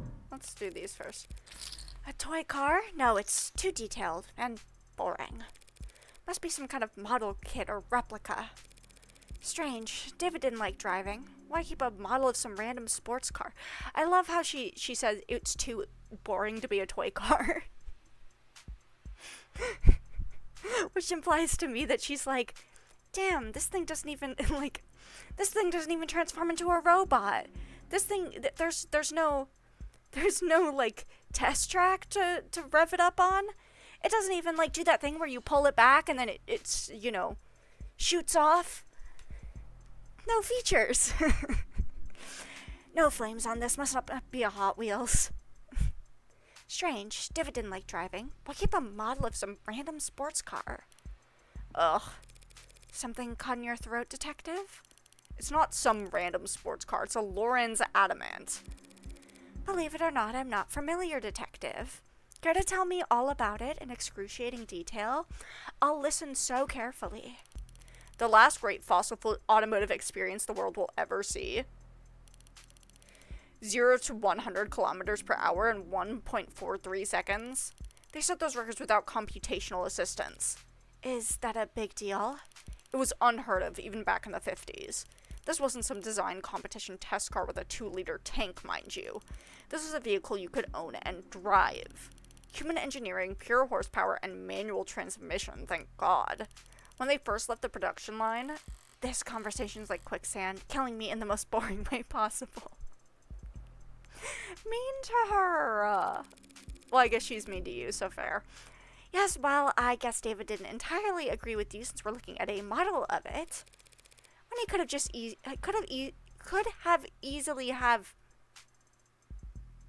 when he could easily have just bought one. Or maybe your friend understood that a beauty like that deserves to be driven on streets where people can see it, instead of gathering dust in some rich guy's basement. I think she's actually upset. Are these drawers or just panels? Maybe if does that sound hollow to you? What? I don't know, I'm not a carpenter. I don't see any handles anywhere. No hidden pressure plates or switches. No goddamn Nintendo Switch, motherfucker. What the hell am I saying? I'm not a carpenter either. I wouldn't recognize a secret button if it were slathered in yellow paint. Or glow-in-the-dark paint.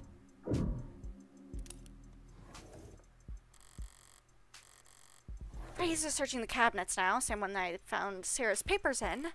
I doubt I missed anything, but... Hey, what are you... Do you mind? Just trying to help. I've got spam in my junk folder that's more helpful than you are. Didn't spot anything that I missed yesterday among the cabinets. Better check elsewhere. This datapad, it's displaying a news article from last week. Guess that confirms that he was coming and going here fairly regularly. Right to Repair loses latest appeal. A higher court judge this week shot down for the 5th time an appeal by the Consumer Rights Alliance on their famously divisive Right to Repair lawsuit, once again signaling the state's intent that corporations remain in control of their legally protected intellectual property. Obviously, we're disappointed, said Miles Erkman, head of legal counsel for the CRA, but we've got no intention of giving up the fight. People used to be able to fix things when they broke, so long as they were willing to set aside an afternoon towards the task. Now, trying to patch up your own property with your own tools is a finable offense, just because the state has had lobbyists whispering in its ear for far too long. Erkman's legal strategy remains contentious, and in the eyes of most legal scholars, generally unfounded. The Emergency Industry Acquisitions Act, passed in 2057, guarantees the holder of an intellectual property patent certain state-provided protections against tampering and reproductions and outlines fees for those who would violate said IP. The fact that ownership of IPs has shifted from individuals and the state towards corporate entities since the Act's passing means little in the eyes of the law. If Mr. Erkman and the CRA have a problem with intellectual property law, they should take it up with their representatives and the legislature. The higher courts are a place for laws to be applied, not rewritten, and so long as journalism that refuses to buckle to foreign actors trying to stoke anti-capitalist sentiment can't be found just anywhere. Subscribe now at the link below to read articles like this every day, forever, as long as your card remains on file. Right to Repair. Didn't realize anyone was still fighting that particular fight. Seems like the courts have made their opinion on the matter very clear. So for the foreseeable future, corporations can look forward to more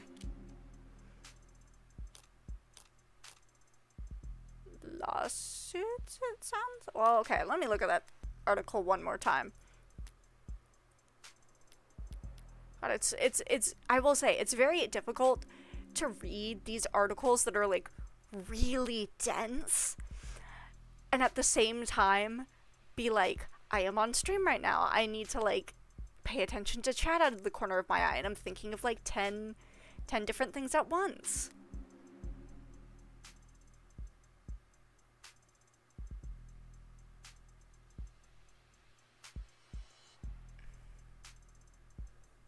Well, saying that we're losing right to repair in the current day is a great way to make me pay attention to this.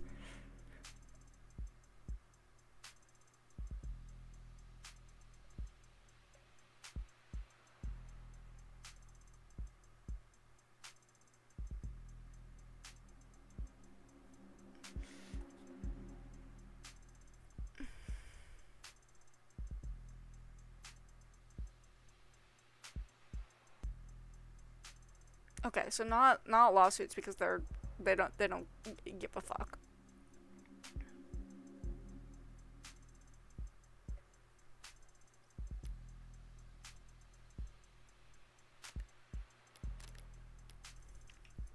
I mean, but they are talking about it a lot, but they won't. Okay, anyways, backlog.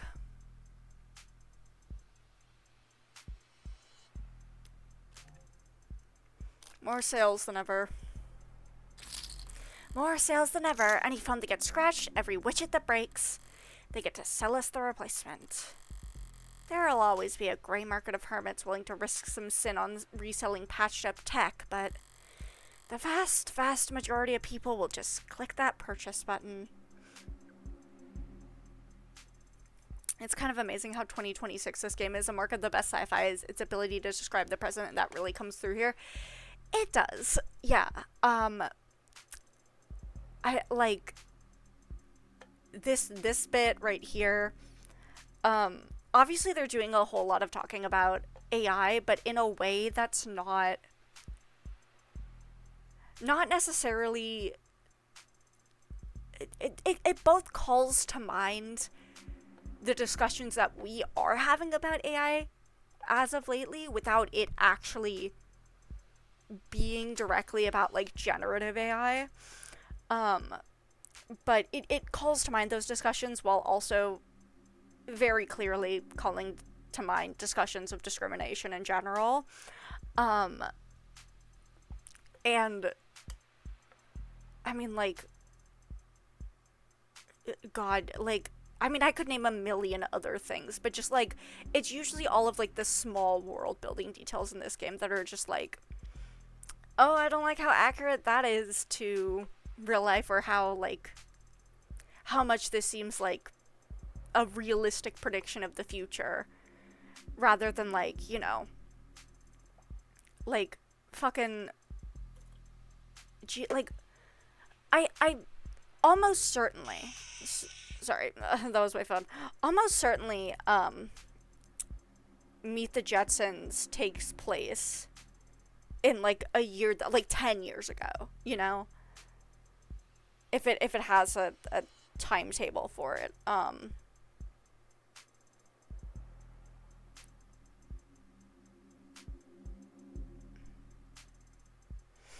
no. No, it takes place in 2062. But still, like, definitely, like, Meet the Jetsons has this feeling of, like, super, like a utopian future society.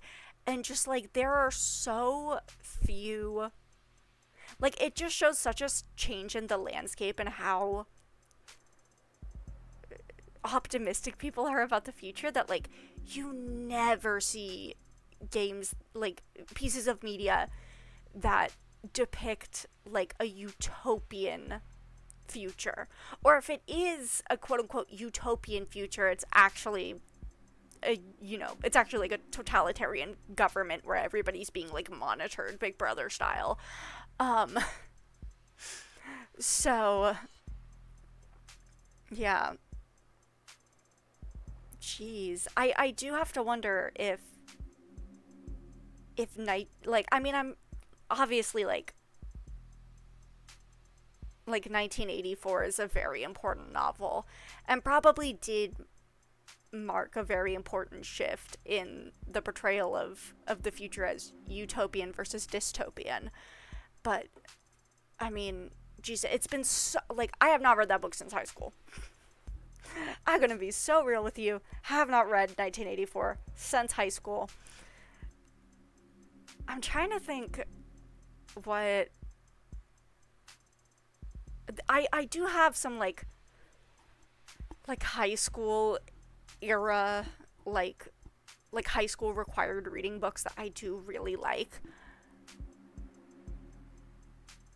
But and I'm not saying that 1984 is not one of them. Yeah, I think part of it is also a shifting idea of what a society considers to be a utopia. That is also true. I'm just like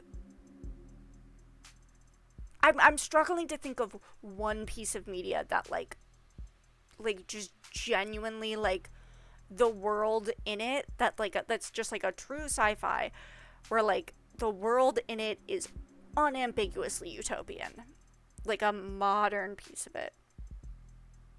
The Greek story that coins the term utopia is literally slave supported empire. That's really interesting. Wow. So even back then, the utopia was always like it was a sham. And people do really love stories about like sham utopias. But like,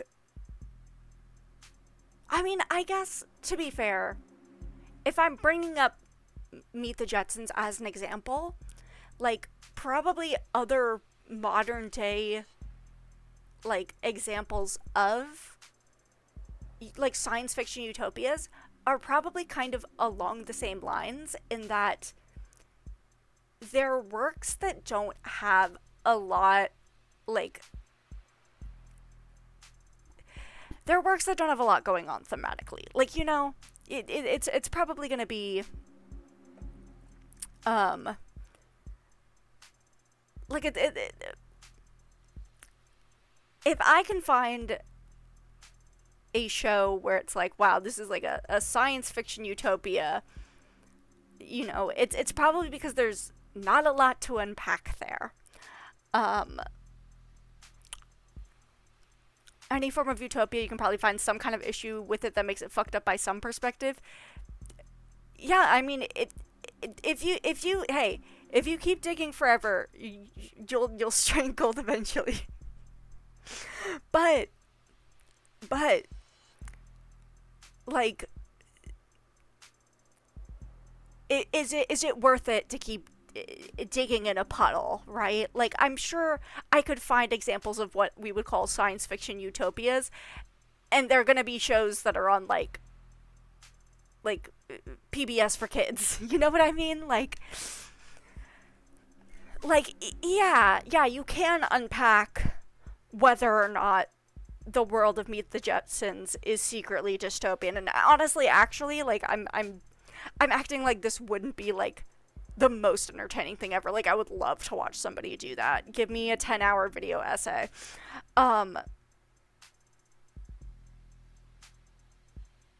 Friends at the Table's Twilight Mirage is setting that is about utopia. That's interesting. But yeah, I would watch like a 10-hour video essay of somebody breaking down the Jetsons to prove that it's a dystopian society. But like, you're probably not going to do that with like without, you know, the reason I would want to watch somebody do that is because they would be doing it with a heavy dose of irony. You know what I mean? Rather than just like if somebody did that and was taking themselves 100% seriously, like I don't think I'd be able to deal with that. Anyways, assuming they don't just have it on auto. Sarah should have pulled everything of note off the computer, but I've looked everywhere else already. Might as well try. What are you expecting to find? Solitaire? Does this computer seem normal to you? Exceedingly so, yeah. Why? David was a programmer, but this looks consumer grade, fresh off the shelf. Would the Dr. David Asher use a bog standard operating system on his most private hidden computer? There's a trash bin on the desktop. It's a pretty low-tech solution, but maybe I can restore the contents? Are you seriously gonna try and recover lost files, Granny? Unlike cops, I don't get paid overtime, so yes, I sometimes try things instead of standing around. There's a text file in here, but it's 0 bytes? Maybe there's information in the metadata? I double-clicked. What was that? It came from under the desk. The title of my new horror movie, It Came From Under the Desk. A small drawer popped out, and inside it, a well-worn journal.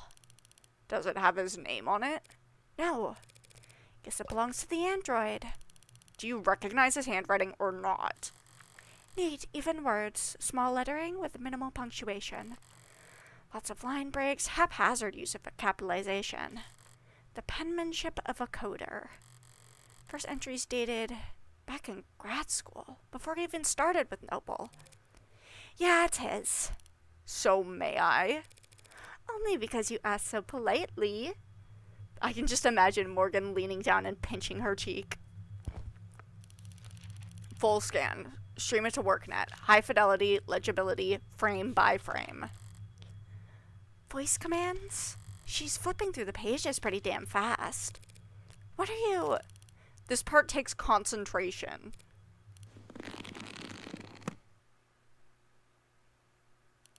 Okay, here.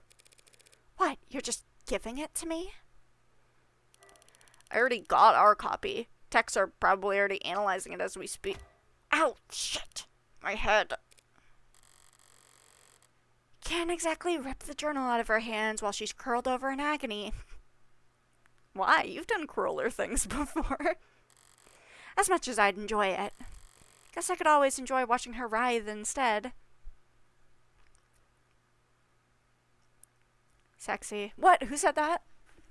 Did somebody say something? That's really weird. That's really weird. I don't think that anybody should have been able to say anything on stream that's not me. That must be a glitch or something. So how long's it been? 2 months or so. And still that sensitive. So the eye patch really doesn't block your sight?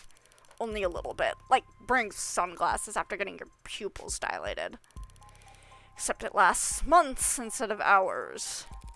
Wait, but if you can see through an eye patch, then does closing your eye even do anything? Not much on its own, but in combination with the patch, it's not so bad. Lucky I was so exhausted after the surgery, otherwise I might not have slept at all those first 48. So, is your eye going to get weaker over time? No, more like my brain gets better at ignoring it. Mind over matter. Soon enough I'll be able to close my eye and see all that extraneous data as, you know, whatever the hell those floaty, burny things are that you never think about. Gross. Thanks for the reminder. And the voice commands? Training wheels until I can do it with eye muscles alone. You just have to keep practicing? Yeah, like trying to play piano with your tailbone muscles. There's no such thing as tailbone muscles. Yeah, well, that's what makes it so goddamn hard. You don't ever regret it? I don't know. Not really. I think. Hard to admit you got buyer's remorse after trading over your literal pound of flesh. Never thought about it, but people used to say I had my dad's eyes. Ow. Now I've got one less of them. Here, take the journal, and go find an elective surgeon to upsell you if you're that curious. I need to get back to work. A surprisingly hasty retreat. But now I'm free to read this over with some privacy. From the top, then. Grad school. Today was a bad day. Oh dear God, this really is his journal. Errors in lines 21165266643. Somewhere in there, 5,000 lines. It worked yesterday. I don't want to look at another screen for the rest of my life. Feels nice to put pencil to paper again, after who knows how long. But my handwriting's gotten terrible. This is too far back to be relevant. Okay, these dates here. Would be from when he started his career with Noble. A lot of this isn't even really writing. Seems like snippets of code, or an internal monologue so close to code that I can't follow it. A lot of entries about his unintentional Casanovaing. Hit a wall because someone thought it would be a good idea to steal API instead of just buying it. Helen says I can't call it stealing, but that's what it is. She's right, as she always is with company stuff. But it's still idiotic. Small people with short sight who only know how to be cheap and have no idea how to be inventive. New route for the meshing issue, though. Good potential. Got approval from the big mean bastard who lives overseas. Helen said we'll have to make the same pitch a dozen more times next week, but it's all for show. Fine by me. Already got our win. toasted each other over cheap vodka and with cheaper office supply cups.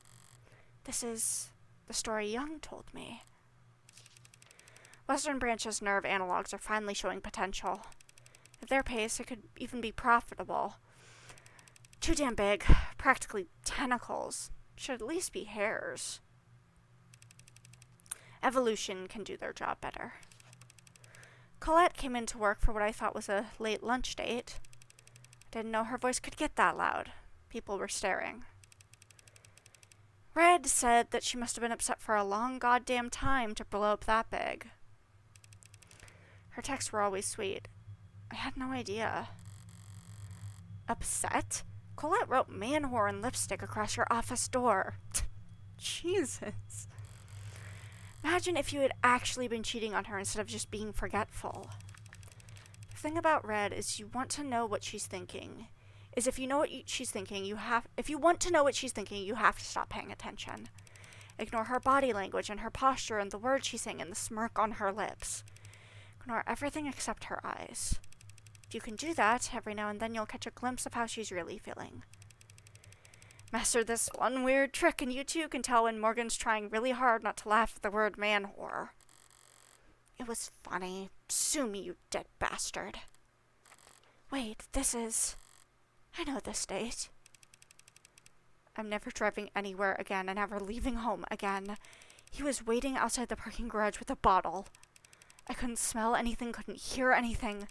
Locked myself in my car and filed another report with another cop. It soaked into the seat, ruined it. I want to burn the whole car. I don't want to think about what it did to my clothes. I want to burn them too.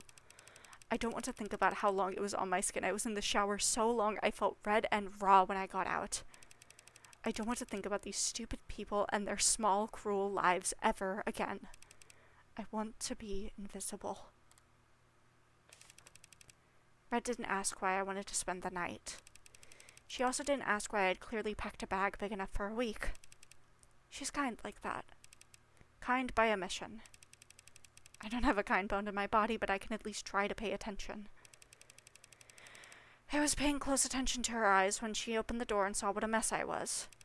But whatever she was feeling, it wasn't something I recognized. Kind people don't read their friends' diaries, David. The next chunk of pages are all technical, nothing biographical. But the handwriting, the spacing, it's cleaner, more consistent. Here's something I can parse. Feels like pure freedom. Pure freedom. That's what I meant to say. Feels like pure freedom working outside the box. Tess is suffocating, but you'd never know. Chronic malnutrition of a coder's best instincts. Like a kid again, putting blocks together.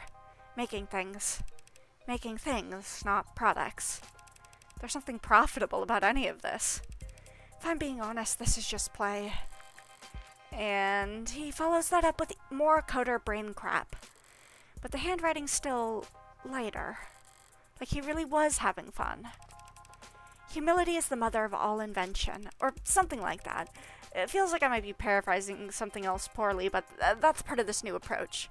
When it comes to coding, you never want to waste time trying to be smart.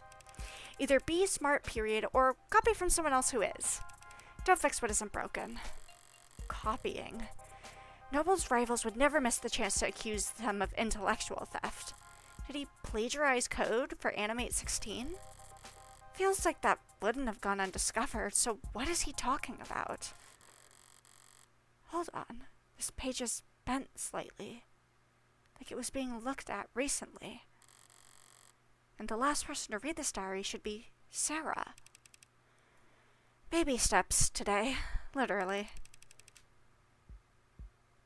I'll never put one foot in front of the other the same again. Everything's an achievement all of a sudden. Seeing her struggle, seeing her vulnerable. It's like everything's a miracle. The muscle rigging is perfect. Not intended behavior, since it's too perfect, but that's been happening more and more. The kinetics are multiplicative, not additive. Sarah maxed out every machine I bought. Now I've got a bunch of exercise equipment she's too strong for, and I don't have time for.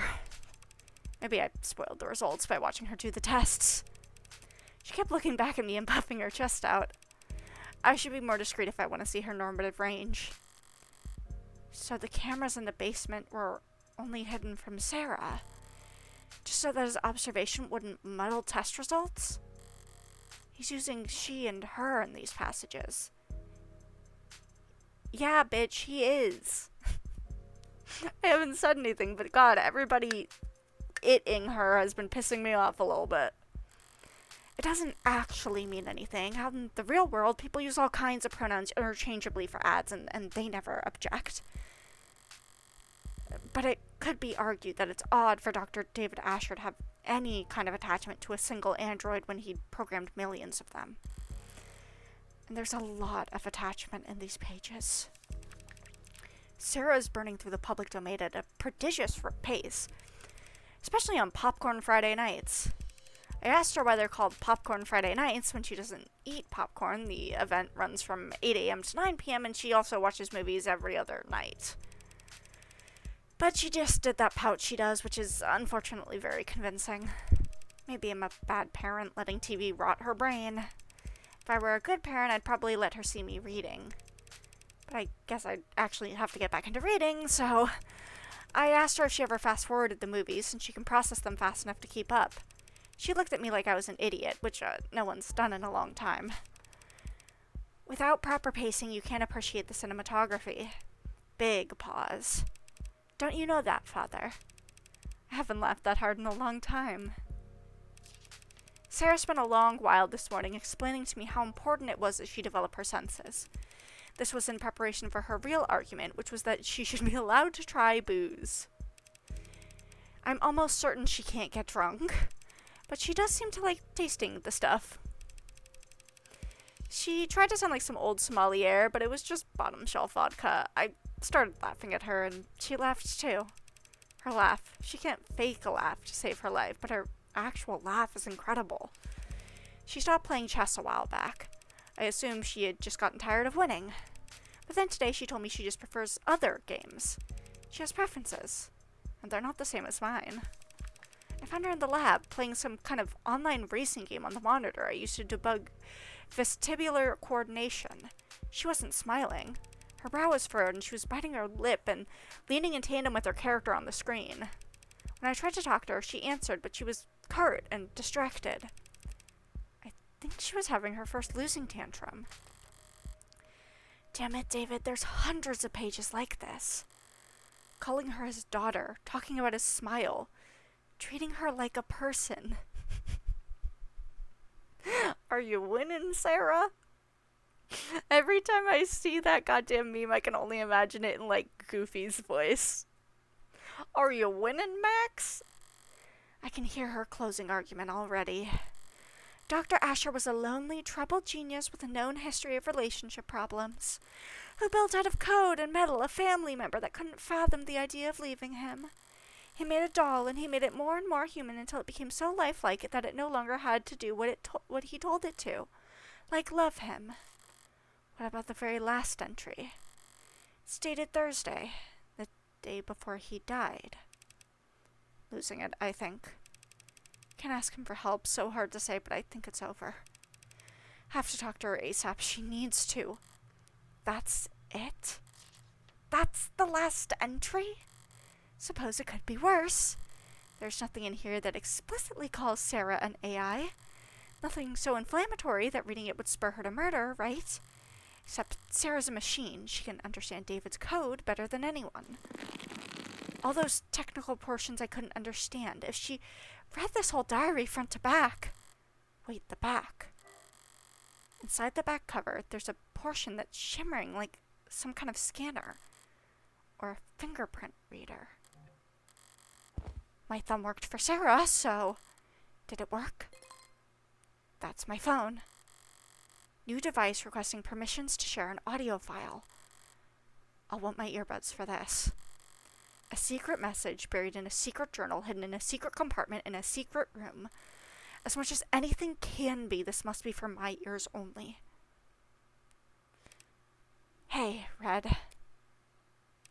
Or whomever this may concern. But I'm pretty sure it's you hearing this. Anyone else would have gotten fed up with my crap a couple of steps before this point. I don't know how to start. Might as well start with her, right? Sarah, my magnum opus, or however the salespeople would market it. I didn't set out to do anything, really. It's just after my little speed bump in '83, I had all that vacation time that the company suggested I take. I couldn't relax, couldn't be still, couldn't sleep. I wanted to be doing something, so I'll build an android, was the thought. A vague direction, north. But of course I'm not a roboticist or a mechanist or even handy, really. I'm just a programmer, so I programmed. The first was a research assistant, file name Virgil. Virgil helped me pull data from stingy departments or sister branches, saved me a lot of time. But there was a lot of reading to do, so I made Homer. Homer wrote book reports, more or less, combed through research papers, and found me the sections I needed. The three of us, we made a lot of progress in those days. But it was a funny feeling. I was, maybe for the first time ever, the bottleneck. I was slowing them down.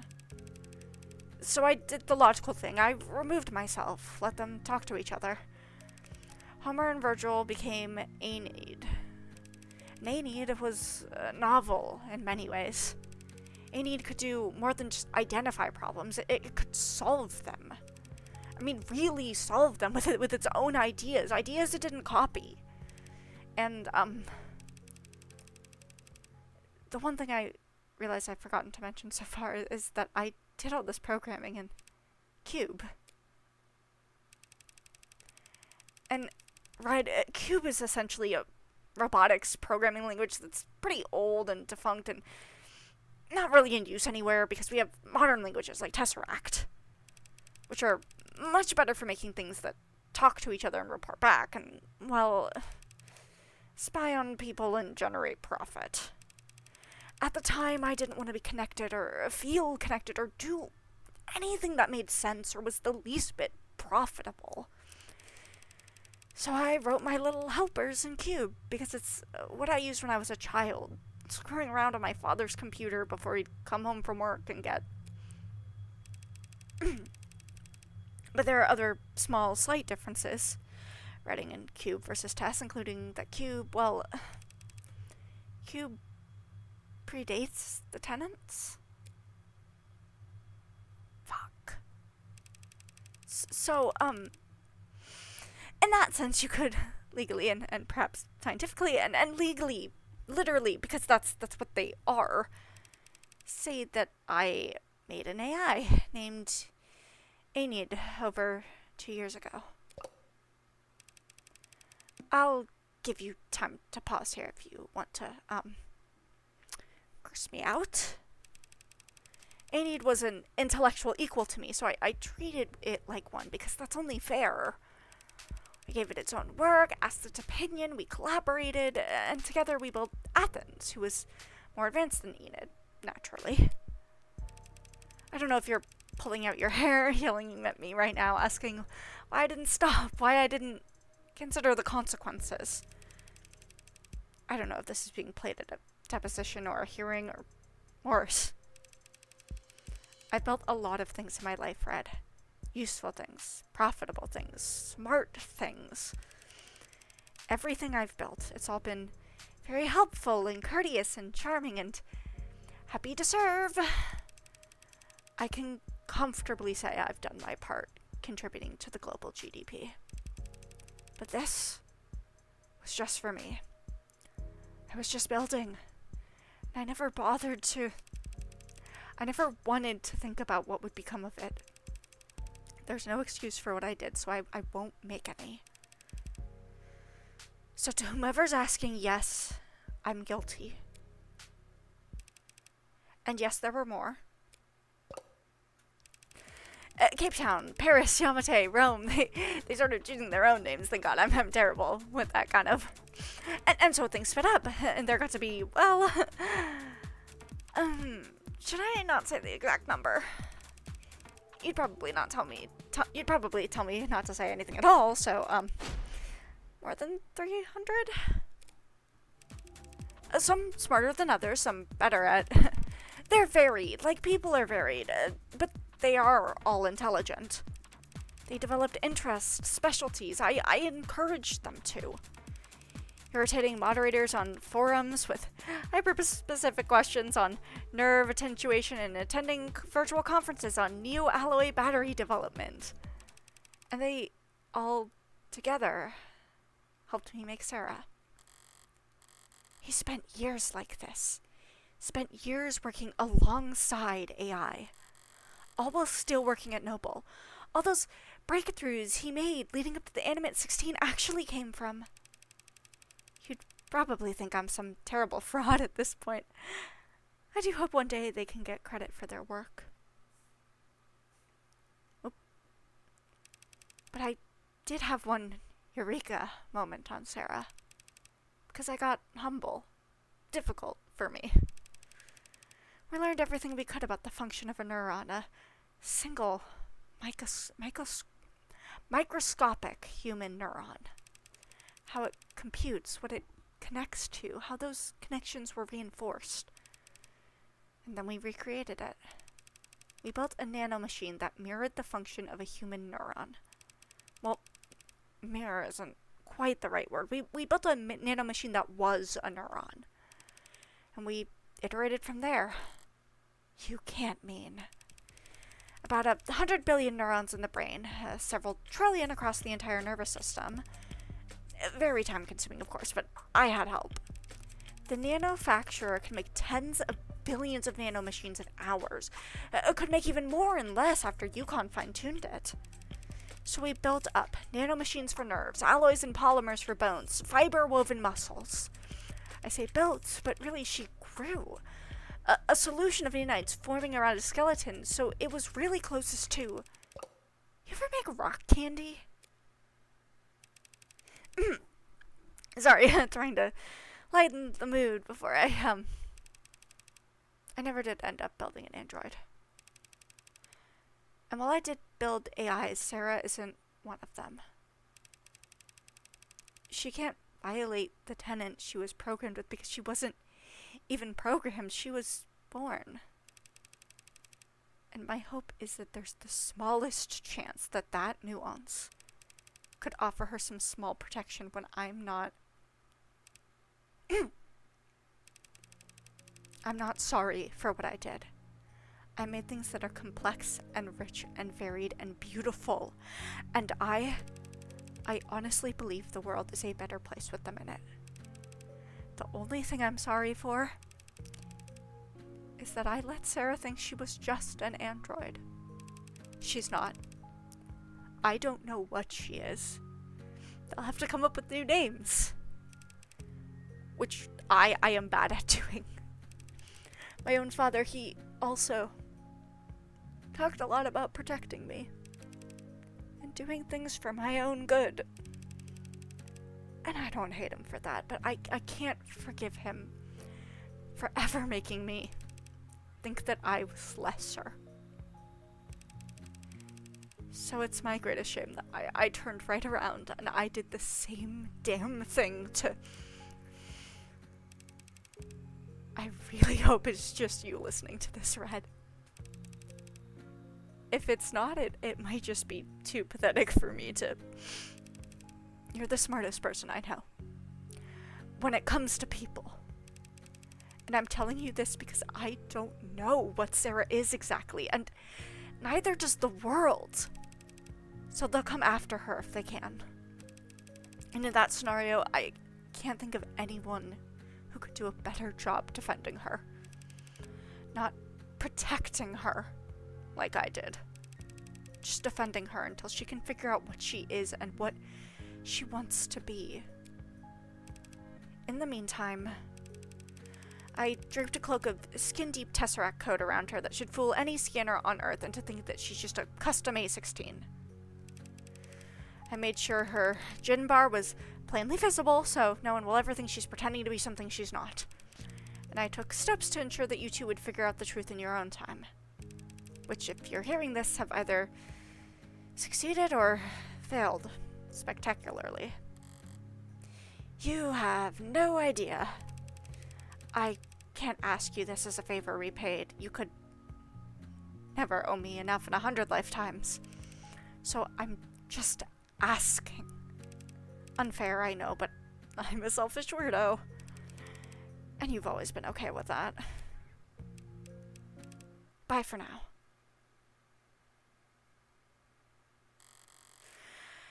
I have a lot of questions I'd like to ask. And a lot of swear words I'd like to yell. I'd also like to find the nearest incinerator and toss this journal in. Followed by my phone. And maybe followed by myself. But I can't do any of that. Ray's left me with this diary. If it's destroyed, they'll know I was the one who did it.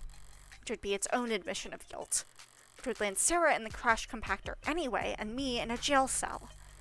And in the system, and my DNA on file ready to be matched to any number of previous, so I'm not going to panic. I'm going to do what I do best. Bluff, bet, bully, and brutalize my way through this. The 4 B's, baby. Forget about gaslight, gatekeep, girl boss. It's buff, bluff, bet, bully, and brutalize, baby. Now, viewing this all with that mindset, what have I actually learned? He didn't talk about plans for killing himself in his journal or the message. He sounded conflicted, not suicidal. But he did go to great lengths to get me to take Sarah. Why? The logical answer is because he knew he wouldn't be able to keep her. If he wasn't going to take his own life, was he afraid that someone else would?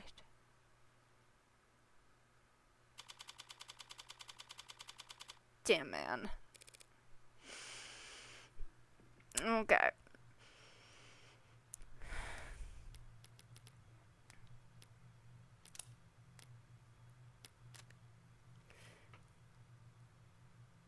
That was a lot. I think that's a good place to call it. Oh my god. Jesus.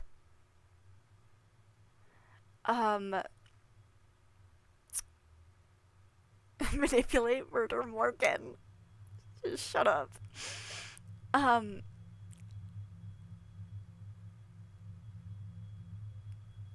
Oof. All I have to say about that is oof and man. I don't even know where to begin with that. Oh my god. I mean, I feel like all I can say right now is that I had so much fun reading all of that.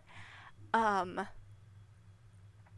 I know if we ever played this game with friends, Audrey, you wanted me to voice David. And I saw, I went back and I saw that and I was kind of like, that seems like a weird kind of like choice. I don't know, it seemed very playing against type for me. He seemed, because he's normal. That's maybe not normal, but he's a guy. He's a guy. Definitely not the kind of character that people immediately think for me to play. But now I'm like saluting you. What an honor. It's an honor to serve. I hope I proved to you that was a good choice, because I got really into that. I got real into that monologue. That was fun. And also, maybe I should log off now because my throat hurts from all that talking. Okay, so bots, get the fuck out of here. So tomorrow, I am going to be out of town for a bit, so I don't know that I will be back in time to stream. And even if I am back in time to stream, like, I don't know that I'll want to, but we'll see. So yeah, I'm gonna leave that up in the air for now. Whether or not I do that tomorrow, I would say the answer is probably no. Um, but